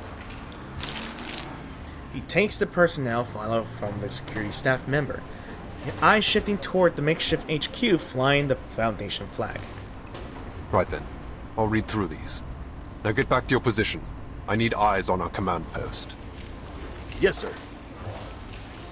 The staff member walks away, and then in the same moment, a Curiosity armored field medic approaches. Marsha, is it? A Curiously. Okay, I think I misread it. You recognize me, Mr. Creius? I read your report on my way here. You're the one that encountered our sniper. Twice now, I hear. Correct. I have some additional details about my encounters. The first is that I appear to have been followed out into the forest the first time. I was warned on my device just after the shooting. Never mind that. What about the other thing? That doesn't concern you? Fine. The other thing is that I have reason to believe our sniper is a gargoyle. A gargoyle? There are records of gargoyles participating in this war as part of arcane skill response units. They're able to petrify their bodies at will, making them immune to small caliber arms. And I believe they're able to render themselves undetectable. Sounds as if you've fought them before. The assumption pierces her more cleanly than any bullet, but she forces the emotion down, giving an answer as truthful as she can bear. You could say that. It would go far to explain how she managed to enter Morpay without being noticed. I'll have to ask HQ to send us a counter-arcanum device. She shot the colonel, but then slipped out, leaving our own agents unharmed. We can't be sure of anything, but we can't rule out that she may possess reliable intel about the Manus. Rushed footsteps interrupt Creius' thoughts. Mr. Creius? The newcomer is obviously out of place, the sort of well-dressed that usually comes with fanfare. I'm Herr Georg Kramer from the Interfactional Committee. I've come on behalf of the Reichstag to start another round of negotiation with the Foundation. Didn't you get the message? The parley has been cancelled, Herr Kramer. Seems there's no more room for negotiations. My job now is to investigate the possible involvement of Manus Vindictae. The visitor steps forward. Though he lowers his voice, a trace of urgency and excitement leaks through. Precisely what I'm here for, sir. We received a warning from the Foundations that Manus Vindictae has infiltrated our armed forces and is attempting to usurp our rightful authority. I am worried this may be true. I do not intend to lie, sir. Germany lies on the verge of total collapse. Both politically and rationally speaking, we have no reason to continue this war. Yet it seems our army command is out of control. They are determined to drive this war to its bitter end, regardless of the misery and death they are causing. And I have reason to believe the Manus are behind it. I take it Army Command is not aware of your visit, then, Herr Kramer. The observation is sharp, to the point, and more obviously correct. Perhaps to reassert some authority, the man arches his shoulders back, adopting an almost regal pose. I represent the majority of the Reichstag, sir, as well as the office of the Imperial Chancellor. We are united now. All we need is some hard evidence. If it can be proven to His Imperial Majesty and to the Reichskanzler that Army Command has been infiltrated by this Manus cult, I am certain we will have the authority to end this. So, you're asking me to share the results of my investigation to root out the rotten apples in your army? I am, sir. We will do everything we can to restart the parley once we take control. His head bows deep and serious, though the sudden winter wind tosses his hair and collar out of place. He pulls in a deep breath.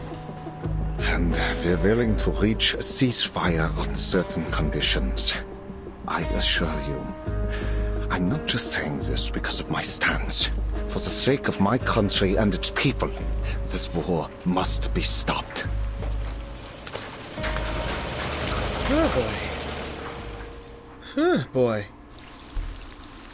Yeah. This is not going well, than I can think of. Alright. I do believe the strategic sandbox, if I can assume here, is just dispatching people to get items that are needed. And conversations we can watch here. So the fair sound. The ominous boom of artillery rolls down beyond the horizon. Basically, they just hear the artillery. Once more, who can't tell who's attacking or defending, and we never know whether a stray shell will fall on our heads and blow the whole place to bits. The war is miles away, but I swear the chaos and gunfire sound like they're right here in my ear. Kinda hungry. Onion soup. Onion soup. I think I tried onion soup before, and I'm not sure if I liked it. I don't think I like onion soup. I mean, let's see. The sniper known as Sentinel shares critical intelligence about Manus Vindictae. Meanwhile, 12 Squad arrives at the now deserted Pompeii. Alright. Any encounters? Let's try to go backwards here. So this talks about when she talks to Sentinel and tries out this discussion. Then Creius, when he arrives, and it's just primarily a small recap in the form of documents here. Yeah. I don't know why I'm gonna be double checking on everything, to be honest. Like, really. So under the veil and back to the trenches in the front lines. Alright.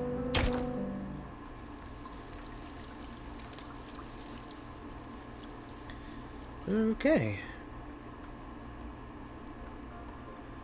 In the first 3 months, I had no idea who I was fighting, or what lay on the other side of the trenches. It was as if there were a black wall standing between us and our enemy. They could attack at any time. I can't sleep. I don't want to die. I don't want to see their faces. I don't want to know what our enemy looks like. And worst of all, I don't know why. By the time Charon returns to the trenches, the most recent bombardment has already ended. A trench can never really be called calm, but the rattle of machine guns and the crack of rifles slow and fade into the background. The shelling hasn't changed much. A few new craters to replace the old ones. Ach so, you're back, Millman. Tell us, where did you take little Franz? He lies beneath stone, in a silent wood, and marches no more. Eric grunts out a reply. He's standing in Franz's boots, freshly shined. Huh. I bet Herr Wille you take the opportunity to keep walking and never come back. Lucky me. Where is he? He's dead. I guess you'll call me Herr Hauptmann now. Wilhelm is dead, okay. So, the nice one is dead. And we got Mr. Depression here. Sorry. I know it's rude to say that, but yeah. This is, World War I is pretty much depressing. Eric casts his eyes to a new crater decorating their trench. Caught a shell. Just like that. Yeah. Eric's face pales and then runs flush red. Throbbing veins straining out along his forehead. Lucky me. Unlucky him. That Schweinhund. And there comes the survivor's guilt. Okay. And it's nothing to joke about. I've seen too many people ask this stuff. I have a relative who is a soldier. And he don't have a survivor's guilt, but he actually knows someone who does. I'm not going to say any of the names, because that's their information, that's their privacy. I ain't going to say much. He rushes to Charon, grabbing him by the collar. Stirbt. Und wem soll ich jetzt meinen verdammten Sold geben? Warum bist du überhaupt zurückgekommen? Wir haben schon genug Geister in diesem verdammten Schützengraben. Eric pulls Charon up and tosses him against the trench wall. Du schlenderst hier einfach durch und holst unsere Brüder.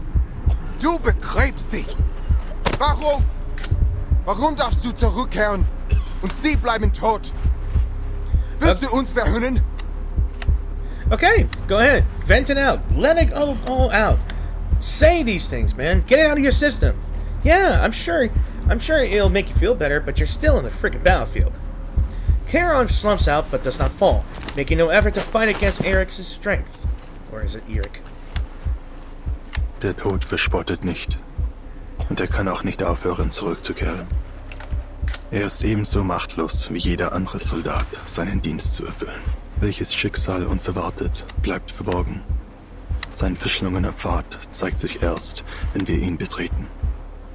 Niemand wählt die Stunde, in der der Tod ihn findet. I will keep saying this. I do love the fact that this game does allow the VA using their native language to speak the character's native language. I really like to enjoy it that much. It just gives a little spice of variety. I mean, it's not just English here. You can put in a Japanese, but it's still going to be German, something about French. Doesn't really matter. Maybe. Not sure. There is no English setting. I think there was a language setting. I'm not sure there's a language setting. Who knows? Scheiße. Yeah. A curse. Flat and empty. And just like that, the fire and fury are gone from him. Soldiers walk by, look away, and continue their work. 100 pairs of eyes, and each of them numb to the chaotic scene. I just want to keep myself in one piece when my time comes. Better make sure I look good for my funeral, right? Now, off you go. Sir, there's movement coming from No Man's Land. Remember No Man's Land, which is basically a land of artillery, barbed wire, gunfire, and most importantly, bodies. The spotter interrupts their standoff, handing Eric a trench periscope. What? Eric grabs the scope and crouches up to a nearby parapet. That's just 2 soldiers. Parapet. Could it be a trench raid? Can I read this? Parapet. I don't think so, Herr Hauptmann. Why would they go over the top in broad daylight? Look, they're waving their arms. Huh? What are they doing? Wait. Their hands are wrapped in bandages. Is that a problem? Eric returns the periscope to the spotter. Keep your eye on them, soldier. I think I know what's going on. The living walk over dead men's ground. Deserters, I'll bet. I heard some soldiers used to shoot their own palms so they could be sent back to the rear. But they reward that kind of cowardice with bullets nowadays. Do they come seeking death or life? With all the officers keeping their heads low, maybe they decided they don't want to do the punishing themselves. Just kick these poor bastards out of the trench and tell them to walk till they drop. Old and new memories intertwine in Charon's mind, forming an incomplete but certain thought. They do not march to us as warriors, but as broken men. You're right. Pass it down the line. Does anyone here speak French? Oui, a little. I took some French back in school. Good for you, buddy. No, say something. Yeah, Herr Hauptmann. The spotter presses his head against the sandbags, trying to project his voice through the firing slit. Hey! Slit. Toi, là-bas! Lâchez vos armes et venez ici. Nous! And they fired. Someone fired at them, huh? Really? Verdammt, who the hell shot him? Let me guess, it's Major Braun. Voices carried from around the trench. What are you waiting for, soldier? I knew it, you some bastard. The Major's face is ashen and stiff. I killed him. Rudolph stammers out the words, lying propped up against the sandbag. Wisps of gray smoke lingering out from his shaking rifle. His glasses are thick as a church window, and he's still the best marksman in the company. And the other bastard's still standing. Are you blind? But, Herr Major, he surrendered. He dropped his weapon. Yo, he's about... We're not taking no prisoners, soldier. It's a trap, you idiot. They have a bomb or some kind of infectious disease. I'm pretty sure everyone here has some disease around you, you dumb ass idiot. Sorry if I curse, but this kind of guy just ticks me off. Like he's assuming. Like, how do you know that people in World War I use to do bomb straps on their chests? You know, bomb fests or anything. They have no idea how to set them off, other than just lighted a match to light their dynamites on them. They can't do that. Otherwise, it's too obvious. You know? Like they do in the Old West, you know? I think. Do you want to keep him, soldier? You going to share your rations with him? Okay, stop being this petty. Herr Major, we're supposed to accept all prisoners. There are camps to send them to, or even the safe zone. He pulls his pistol and points at the marksman's chest. Okay, we're going there, okay? That was an order, soldier. You are to shoot that foreign devil, or I'll send you out to test if their snipers are as spineless as you are. Hey. Major. Someone stop him. Someone stop him. Rasping voices ripple down the trench as bodies make way for a figure moving like a charge in slow motion. Major Braun turns toward the sound. Carl, what took you so long? Don't you know I could have you shot for dereliction of duty? Oh boy. Punish the guilty then. But the man that stands alone is innocent. Spare him. The statement is stunning as in its sharpness. Defiance is not a trait Major Braun has come to expect from him. You are not entitled to challenge my authority, Sergeant. His war is over. His blood should not water these fields. Feigling! Major Braun strides forward in a single step, boots thudding against the trench's wooden planks. Verdammt! Yeah, he is a bastard. You're just like those foreigners, poisoning the hearts of our youth with feckless sentimentality. Your weakness, this fatalism, is a plague spreading through our ranks. That man over there is a threat to our fatherland, yet you plead for his life. You cannot just say that one man is a threat to your land. He is just a man after all. I'm sorry. A single unblinking stare sweeps over the gathered soldiers, cowing each man into silence. I won't let this cowardice ruin our nation. We will keep fighting until no man alive stands against us. Only through their blood and our tireless sacrifice will we grow fearless and retrieve the glory of our birthright. You know the funniest thing is, I'm looking at him, he's got the hair color, he's got the eye color. Funny thing is, he should have been born in World War II. That way he fits right in. And I do apologize for anyone who's seeing this video who is German. They should know what I'm implying, and I apologize for that. But then again, you gotta understand his attitude right there. Really. There is no glory for the dead, Eberhard. Only suffering, guilt, and regret for those that remain. No courage is found in the blood of the innocent. Only stains that can never be washed out. Unsinn! I remember you. Major Braun, my old friend, would never say these things. What lies were whispered in your ears by Manus Vindictae? Ooh. Shut up! That's slander! Who told you that? And you're not denying it. I do not slander you, Herr Major. Explain yourself! Explain all of this! The man roars, and for a second time, Charon is slammed against the trench wall. Really? Lügen! Manus Vindictae! Was soll das heißen? These are not your eyes. Antworter! Ooh, but the man's fire does not temper. It bursts. Charon reaches too slowly to evade the pistol as it is smashed across his head.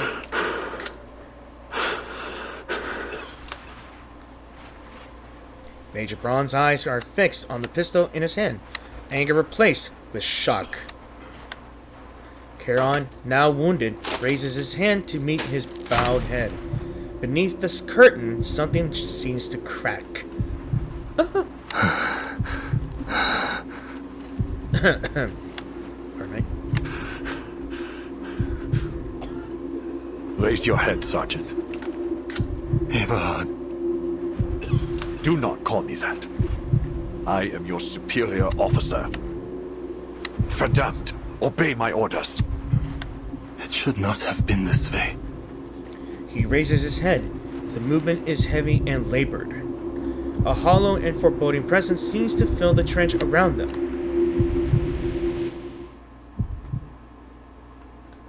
Gott. Im Himmel. This is not a sight fit for the living, Eberhard. But perhaps you must be reminded. What are you gonna do? No! Your face! Ooh. Cover it now! Do you remember the fear as bombs exploded by our sides? The pain when our brothers moaned out their last breaths? Have you forgotten? Or have you only hardened your heart? What's with his face? This war is... Sacrifice is necessary for a nation to make progress. Every soldier who has died for the fatherland should feel honored for their sacrifice. You should have been honored, Paul. Jetzt sprechen wir nicht von Opfer. Der Tod ist keine Ehre. Er kennt kein Ritual, keine Tugend. Er ist Leere und nichts. Der Krieg hat uns den Tod zu sehr zur Gewohnheit gemacht. Du, Eberhard, du hast den Respekt vor dem Leben verloren. Ganz gleich wie dieser Krieg endet. Wir haben bereits verloren. Ich bin dein Vorgesetzter. Du willst mich töten? Dann tu es. Ihr Tod wird dich nicht retten, mein Freund. Ich hoffe, dass du dich selbst retten kannst. What the hell? Dude, never underestimate hooded figures. If he's an arcanist. The other soldiers huddle to the side. Major Braun collapses to the ground. His eyes swirl and then go blank, looking up and nowhere at the same time. His face is bone, white, and stiff as a corpse. Charon kneels over him and closes his eyes, a motion all too familiar to those watching. Scheiße. What the hell just happened? That's what I want to know. Rudolph peeks out from the crowd, managing a question both timid and brave. Is Major Braun dead? Charon, you didn't... Did you? Charon stands, deliberately facing away from the crowd, replacing his mask and hood with careful precision. He will live.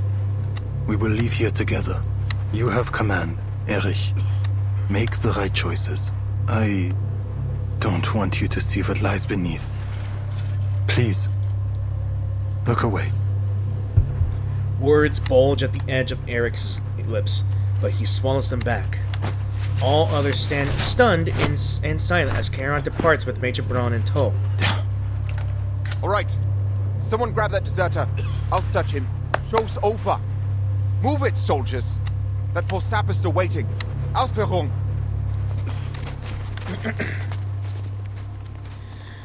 Okay. Chills. Literal chills. Alright. What's next for this? Conversation time? Look at these boys. They left home with puffed chests and confident smiles on their faces, thinking they'd go to the front, pull a few triggers, kill a few enemies, and come back as heroes. That's the dream. But when their feet hit the soil, they turned pacifist, it seems, wounding their own hands rather than their enemies. Their mothers should have begged them to stay, not waved their handkerchiefs to see them off. Let's see, they made a misjudgment or they had no choice. Maybe? I don't know. What to pick? Ha. Misjudgment. Quite a convenient excuse. Soldiers follow orders. Officers give them. Higher-ups make them. Parents send their children off to die. And not one of them will bear the weight of their misjudgments. Only the dead must answer. Look there. At the lifeless body laid flat in the mud. He couldn't even muster the courage to flee. So he bribed a fellow soldier, a man he barely knew, with 3 cigarettes to surrender with him. He died. Killed in a moment of pure, senseless hatred. And the other lived. Saved by a flicker of mercy. Where should his mother aim her grief? At the officer who changed his mind just a moment too late? The officer will be pardoned. They'll say he, too, was a victim of this endless, miserable cycle of hatred. So tell me, please tell me, to whom this rage should go, and I will take this kitchen knife and plunge it into their heart. So, from what I can tell, the voiceless voice says that he has conversations here. The first one was a bum, or at least a homeless man. The other was a scholar. The third was a soldier. And now, a grieving mother. I assume. That's what I'm getting at. Death of the young. Okay. There were a lot.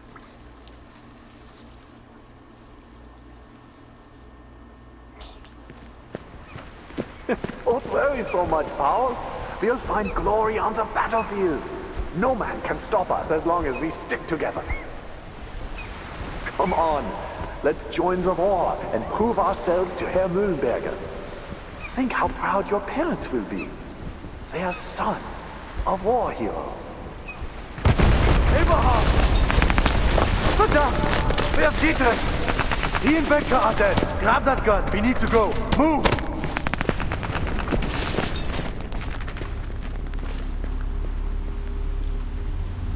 Do you think Will win, Paul? I don't know, mein Freund. I think I just want to go home. Dietrich, Bethke, and Elvin. What did they die for if we just give up?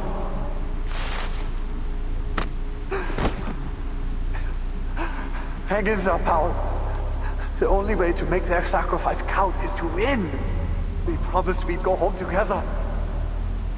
Paul! Paul!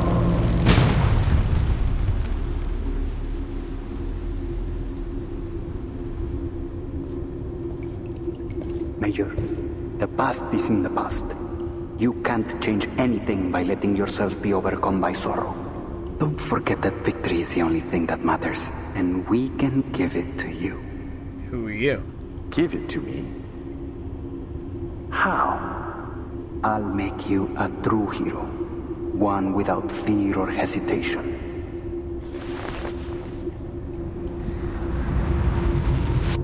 Smoke and blood fade into the distance. Ugh, tongue twister here. Eberhard lies on a wooden board dragged by some unseen force.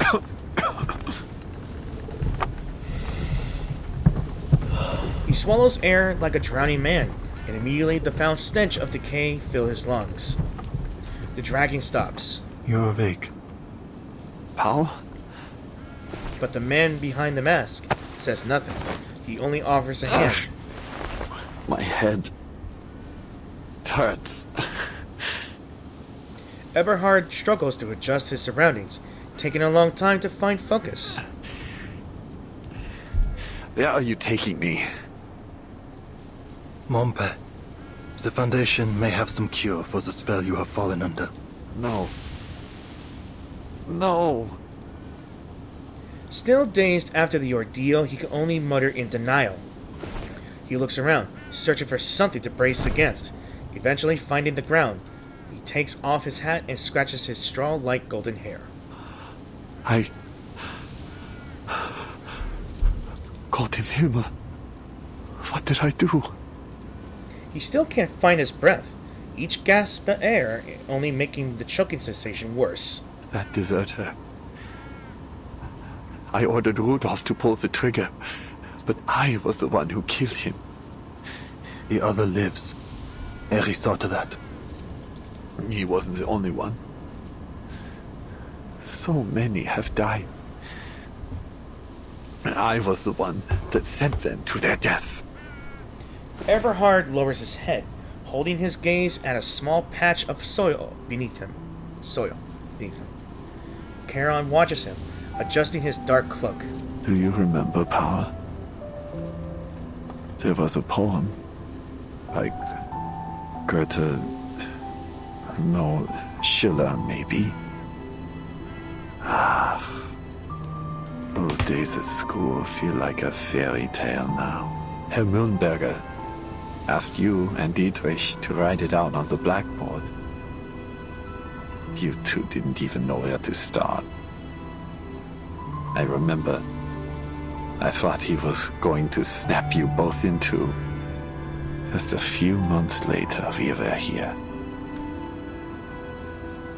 Dietrich died that very first day. Do you remember how we cried that night? We thought it would be the saddest day of our lives. We ran out of tears before anything else. Mir ist kalt, Paul. Die Angst kehrt zurück. Halte sie fest. Sie wird dich wärmen.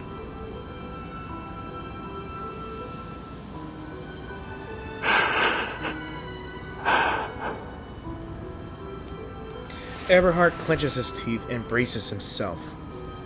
This is the place you found, isn't it? Where Franz was buried. He lies below us. There are so many graves. But I am still alive. Why, Paul? Why am I not lying among them? The living speak of luck. The rest are silent. The answer doesn't satisfy, but the lone survivor cannot find a new question. After a long silence, he speaks again. I wish I could forget it all now.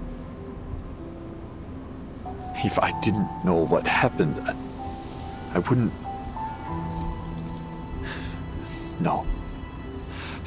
No, it's not right for me to ask that. But I'm still alive. Is there anything I can do for them? That isn't a question for the dead. I can't tell you what to do, Eberhard. Eberhard reaches into his coat pocket but finds it empty. He stifles a helpless grunt. You mentioned Manus Vindictae. You remember? What about the Foundation? You talked to them too, right? Do you really think they can stop this war? They pursue peace, but it cannot be found by their efforts alone. He turns from the hill up to the woods. Through the thicket and further lies the down of Montpay. Eberhard closes his eyes and waits for his thoughts to settle. Come on. Let's go see Montpay again. I'm afraid that Sentinel might shoot him. Maybe, I'm not sure. I was about to pay a visit to Herr Mühlenberger when someone from Army Command said the Colonel wanted to see me. I was taken to a meeting room with many other officers. I recognized them. I knew many had just been promoted like me. Colonel Hirschfelder showed up to give us a speech. Yeah. The same colonel who was assassinated after the parley. The time has come when our nation calls for heroes, he said. With our foremost goal to create a prosperous new world for our children. We have fought valiantly, and now the war turns in our favor. We stand but one step away from total victory, yet it is at this very moment that our soldiers have lost their courage. They waste their time looting every barn, cellar, and shed in search of treasure, and drink to numb their fears, delaying our operations. Their greed and cowardice have spread through our army like a malignant tumor. Fortunately, we have found a cure. An organization that believes in the promise of our victory has provided us with an extraordinary development. That's all I remember. I don't have a mind for technology, but it just washed the fear off me, thinking about it now. We must have been like lab rats to them. As soon as they finished their ritual, we became so sure of our victory that we began yelling and singing as one. We were just fresh-faced boys again, thirsty for a war we'd forgotten. The hiss of static echoes through the spacious room, then fades. I think that's enough for now. That was a recording from a German major we encountered in Montpay. I intend to submit a report with full details, including his entire statement and an explanation for our inquiries. The head of the frontline investigation quiets, awaiting further instructions from the decision-makers at the rear. Manus Vindictae is moving quicker than any of us could have imagined. But none of this makes sense. Petra has returned from the front, still shaken from the assassination attempt. If they came to this era at the same time as we did, how could they have already infiltrated the military higher-ups in such a short time? We've already theorized that Arcana may now possess the power to rewrite history, which means going forward, any records from history as we once knew it will be unreliable for estimating their strengths. Petra falls into heavy silence. Pedra, what were the other representatives' opinions concerning Manus Vindictae? They all denied its existence. I see. It seems as though we're left with no other option but to change policies. No, we can't resort to such radical measures. The Dove's representative states his position in advance. The Foundation risks alienating any potential allies if we act too aggressively now. This war will not be the end of our fight.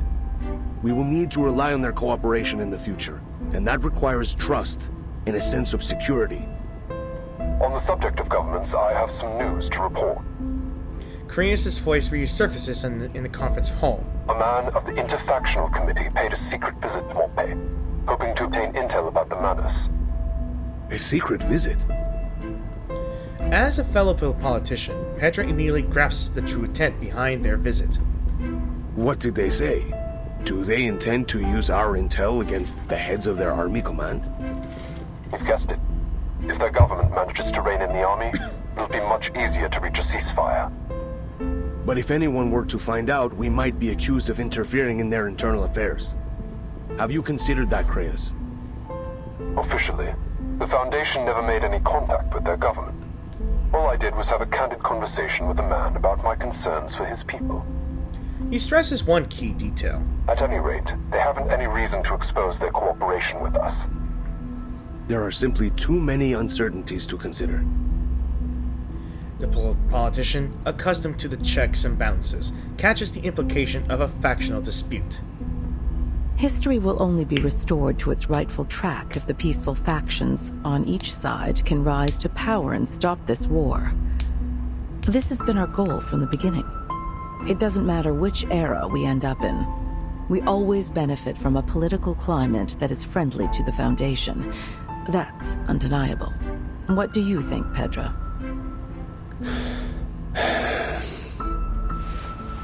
He removes his glasses and rubs his eyes. I might be able to persuade some of the other committee members to support this proposal.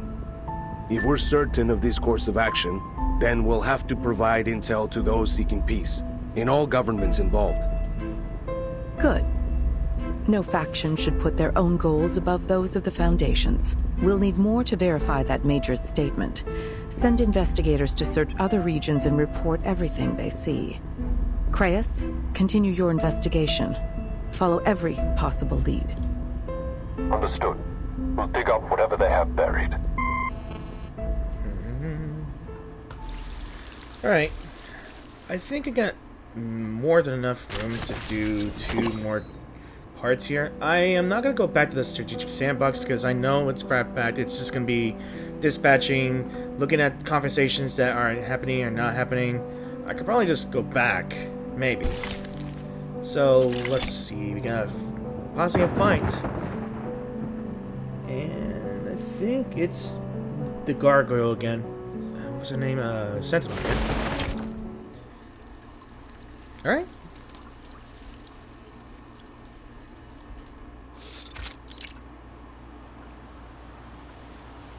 Night falls and creatures stir.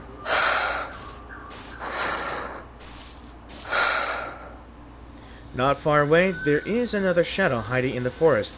Under the cover of night, perhaps he would be taken for a withered tree trunk. But gargoyles belong to the night. They recognize one another with ease in the dimness. Un homme est proclamé coupable, et pour cela condamné à mort, privé même de la justice d'un procès. Son exécution est survenue telle en vent, le réduisant au silence avant qu'il ait pu prononcer un mot de repentir. Et c'est cela que tu appelles la justice? Someone just keeps interrupting me by opening the door and handing me stuff. Don't know why. Leave me be, Ladislas. She shrugs the heavy question off. Hast thou reflected on thine actions? Meeting eye for eye and tooth for tooth. Is it justice or vengeance still? So, he too is a gargoyle, apparently. Do you think so little of me, that I would call it justice, even were it not so? Blame me then, cousin. Damn and condemn me. I care not. Never would I damn thee, cousin. For it is thy soul for which I am most concerned. I fear it doth wither with every act of malice. Hark and listen well. Dost thou forget the nature of our unholy ancestry? We are the kin of demons. 1,000 years hence, and their malevolence yet floweth thickened in our veins. And their whispers pricketh still our ears in the silence. Then answer me this question, dear cousin. You stand before the scales of a balance. On one pan, the lives of 10 men. And on the other, 100. If you had the power to shift its weight to save the money, would you? A question that is heavy-laced with blasphemies. Hast thou already bent thine ear to the devil's lies? Answer me, cousin. Elsewise, there is nothing more that needs to be said. Ladislas furrows his brow and lowers his head, lips motioning the words of a prayer, so he's a priest, despite being a gargoyle. Silence? Are you truly so naive? The scales are laying far heavier for those in the throes of war. Yet you have not even the courage to answer a simple question. I'm afraid you have mistaken your weakness for virtue. Go back to the monastery, Ladislas. This is war. Red in tooth and claw. And your heart proves too quick to kindle. Ladislas vanishes into the dark with a sigh, his form melting into the night.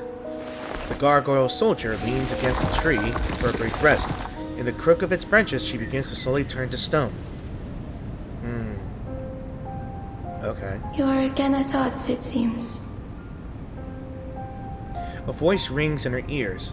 It speaks without a source, coming from a neither place nor person. 'Twas not a battle, I thought. Our cousin is more learned than either of we two, but he lacks in courage compared to thee, most daring of us all. I do not deny his learnedness. But there are neither letters nor prose that might aid my mission.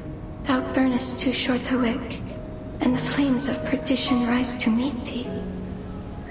I fear for thee, Marie, that thou go forth to a battle that will consume thee, whether in defeat or in triumph.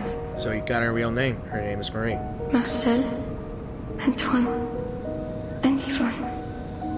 They once promised to return as thou didst. Yet they fell all the same, each after the last. Yvonne was taken before she had even tasted battle. Let remorse consume me if it must.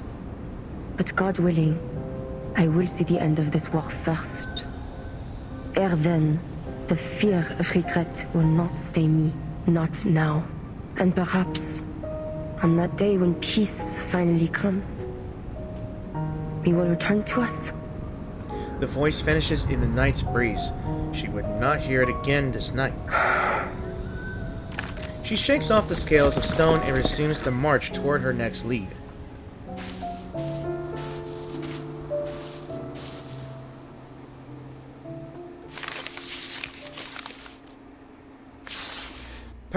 Paravian lays out a local strategic map with his table. Creius picks up a handful of bullets, placing the first on Montpey. Major Brown was able to recall some of the locations that may have been used by the Manus. His coordinates aren't what anyone would call precise, so we'd best start searching ASAP. Chester, you'll take the forest. Casper will be expecting you on the edge. One bullet stands upright on a spot marked as forest. On it. Camilla, Lee, you'll search from here and move along the river. We'll get it done, sir. Each new order is marked by another round, placed upright on the table. Charles, Amanda, you're on Hill 299. You'll need to cross no man's land to get there. Make sure you establish your identity with both sides in advance to avoid friendly fire. Understood. The crowded room empties order by order, bullet by bullet, until only the last round remains. Paravian. Yes, sir. I want you on this village. Take Marsha with you. She's a skilled combatant as well as a medic. You can count on each other. Yes, sir. Paravian exits, leaving one person remaining without orders. I think that's it. Yeah, without orders. The young soldier locks eyes with his superior, an unspoken relief written on his face.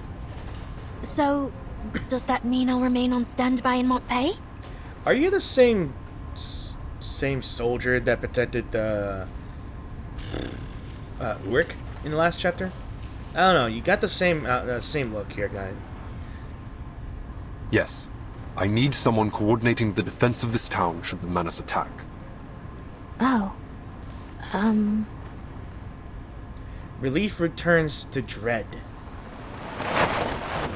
Turns into dread, I meant. Ah. Is this it? I believe so. Let's get on with it. Oh, is this the part where Sentinel was perched up here and her point of view just sees them right here and then turns there's a tank right there? I'm assuming this is the same area that in the scene here. The village around them still carries the sign of lush wilderness and gentle fields, a place of abundance and safety once. Watch my six. The two draw weapons and enter from the side. The investigators are not stopped in any way. If they hadn't been instructed to do so, they would have just treated this place as another forgotten remnant of better days. This place is empty. It's heartbreaking to see it so quiet. We're ahead of schedule. Let's start by checking the houses one by one. Good.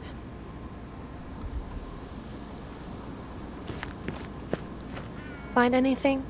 Only some letters I can't read. I guess they didn't have time to post them before they left.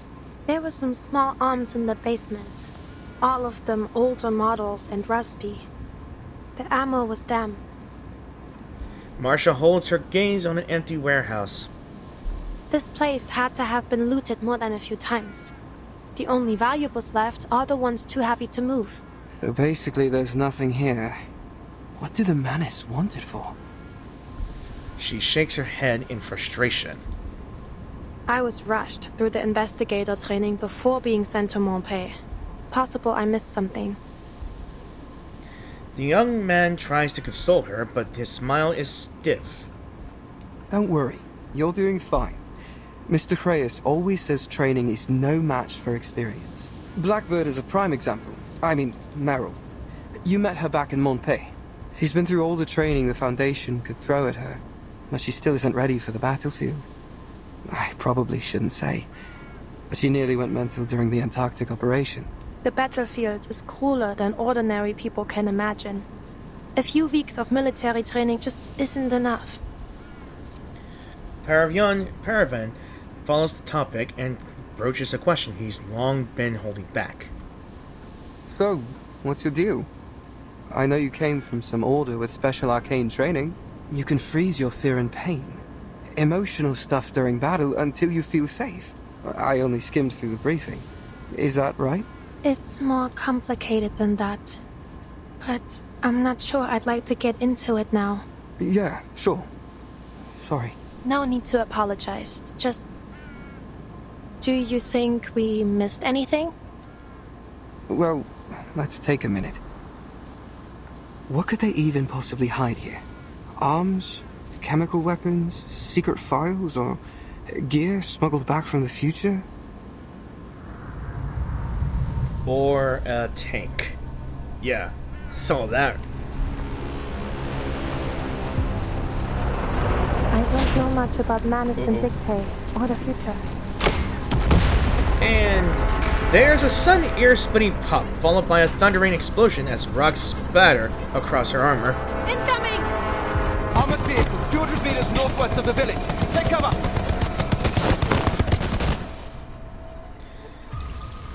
Okay, to be continued as it is. I'm not sure why. Oh, fighting. I forgot. That's why. Let's see. We'll go with this. The race and we unite as one. Alright, let me... Okay, we got some Manus. Oh, so we finally found the Manus dudes. Let me take a look at you guys. So, Manus Vindictae Rifleman and the Crusher. I bet back in that day, it was hell to fight this thing. And it was hard to deal with. But calling it the Crusher? Is that a fairy in the liquor? Yeah. Victory! Cersei sent me this one. Icaros, find your mark. Colorful clouds. The sign of the Shang Ray. It just honked at us? Naughty. And it shot us. And it shot us. I found my house. A pot of liquor amidst the flowers. Eyes on the target. Yeah! Give them a warm welcome.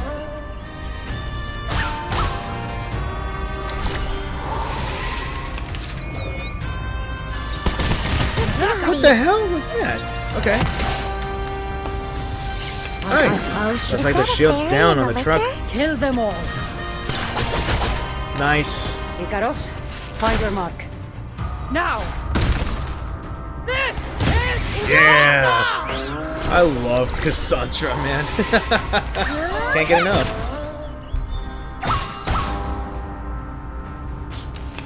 I'll show you. They may Let's go finish it off. Cassandra's ultimate. At my mercy. Yeah. Might be weird for her fighting the truck like that. Oh boy. I bring you victory, as promised. Thanks. Alright. I think I got one more to do here. If there's anything, yeah, let's do this one real quick. I'm afraid I only have turnip stew to serve you. I will add a few sausage scraps to your bowl, however. I got turnip soup, turnip stew. Sounds odd, but it sounds delicious. But I'm gonna have to check. But here, now go. It's best you leave before another battle breaks out. It tastes a little bland. I'm not gonna say that already. Is there something else you want from me? You know what? Since you're so fond of visiting, take the chair you're sitting on. Even through the coldest winters, that chair was spared the fire. Perhaps it was meant for you. Right. Since you insist on staying, I will go to the market and see what I can find. Sit here for a while longer if you like. Prepare for a lifelong stay, even. With any luck, this place will become your grave by the time the next farce ends. I bet turnip stew might have been good back in the day. I'm gonna have to take a look at it. But I think what I'm gonna do is I'm gonna do this, and I'll end it here. Because my rule is, when it comes to games like this, I will do only 10 little missions. Well, or at least my rules in First 1999. Thick acrid smoke billows from the wreckage of the armored vehicle. Wow. Marsha braces herself on a pile of debris, all at once letting herself feel the sharp tearing pain in her shoulder. It's over. Someone helped us. And that is Sentinel. Parabian, are you alright? She looks across the road, just ahead. The young man is pinned under a heavy beam. Stay put, Marsha. You're bleeding.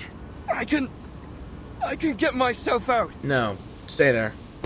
Pravian strains with all of his strength, but can't move the timber an inch. We're all clear. Let me help you. Don't fuss over me. It's just a bit of wood. You need to stay put. Your head and shoulder are bleeding. I mean, you are skin and his bones, my dude. What? Am I hurt? Marsha staggers to her feet. I'm feeling faint. She reaches for the tops of her head. Seems you're right. I'm bleeding profusely from several wounds. That's what I get for suppressing all my pain. So, just a little shrapnel. Nothing too serious. Treat your wounds first, Marsha. Understood.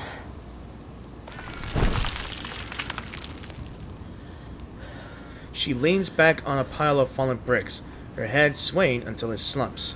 I'll be alright. I just need a little rest. Footsteps. Huh? Her gaze lifts up to a pair of boots. Then the sizable barrel of an anti-tank rifle. Of course she looks up, and it's her. You, again. She struggles to her feet. Sit. Yeah, you're not well. You just fought an armored truck. It's not gonna go well. Her legs buckle, leaving her braced up against the debris. You saved us. Thank you. What brought you here? Collecting intel on Manus Vindictae. Have you no reckoning on the danger in this place? Marsha shakes her head. Imbecile. You might well have prayed your last in that battle. Let go! Huh? Who's out there? Sentinel turns, spotting a figure emerging from the armored vehicle's smoking shell. Let me go! You're gonna get me killed! At his feet lies a wounded soldier in the same black uniform. No! Sterling, please! You're serious. The wounded man's cries are cut short.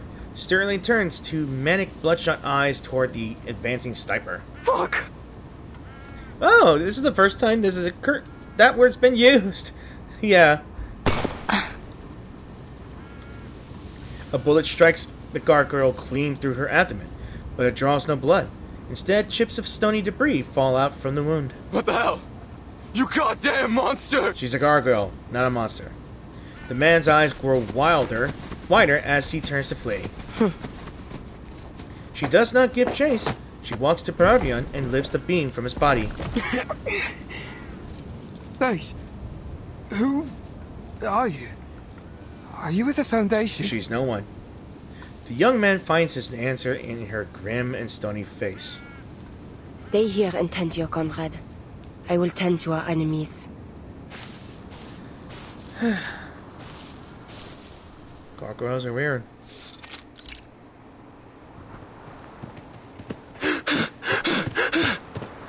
Are we the only ones left? Where's Colton? Dead! Now get the lead out and run! Because you shot him, dude. She's coming at us! She's coming! Shoot her, Eugen! Shoot her! I can't see her. Where are we running? Look! There's an old mill ahead. We'll regroup there to intercept her. Keep running, you idiot! I see her now. She's there. Die! She got him. You idiot! My hand! An old windmill lies just ahead. Refuge in his panicked mind. For the wicked flee, and I pursueth. Another bullet strikes her shoulder and glances off in another spray of stone. Why won't you die, you devil? Well, because she's a gargoyle. A devil, you call me? I mean, you got the headpiece on. What are you, then? Just a soldier. Scared soldier. Again, beautiful art, as always. Yeah, you gotta admit this, guys. What hast thou done? The voice of thy brother's blood crieth unto me from the ground. You who discord between nations and plot schemes for the undoing of man. Who then is your master? She steps closer. For if you do the devil's work, are you not a devil like me? J'ai pitié de vous. Repent and you may yet find mercy in the judgment of the Lord. Amen, sister. And now art thou cursed from the earth. What the hell do you want? Back off! Sterling, isn't it? You need not fear me. You still have time. Yeah, where's another bullet? Which hath opened her mouth to receive thy brother's blood from thy hand. Another inch closer. Repent and you may yet be saved. Speak. What are you talking about? What do you want from me? When thou tillest the ground, it shall not henceforth yield unto thee her strength. And she just kneels.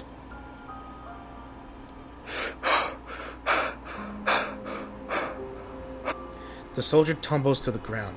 As he scrambles, he launches into a desperate prayer. Answer me. For what purpose does Manus Vindictae drive the world to war and ruin? Mother of Resurrection. The guiding one. The prayer follows a pattern she knows by heart, yet the name he speaks is strange. Please have mercy on your humble servant. I pray for a miracle, a ladder into your eternal kingdom. I hereby offer my life to you. Please save me from desperation and take me to the golden era. A fugitive and a vagabond shalt thou be in the earth. Did he just... He saves the last bullet for himself. Jesus Christ. Jeez, man.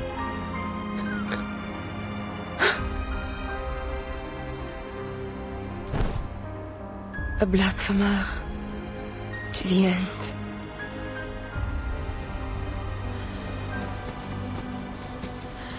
Miss Sentinel? Wrong. Miss Sentinel! Wrong spelling. They forgot the L.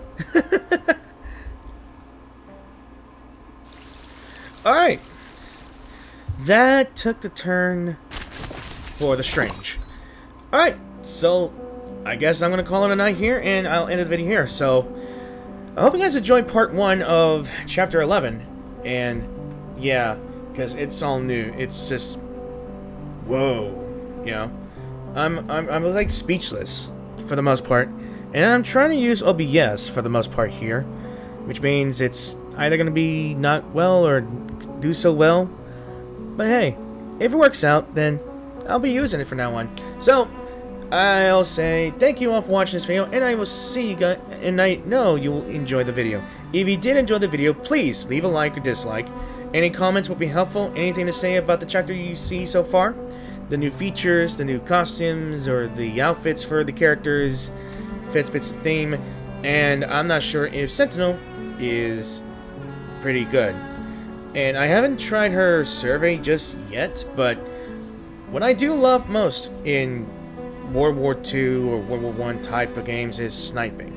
It's the sniper characters, which I kind of fell in love with. And it kind of reminds me of my time playing Valiant, where it's a Valiant Heart.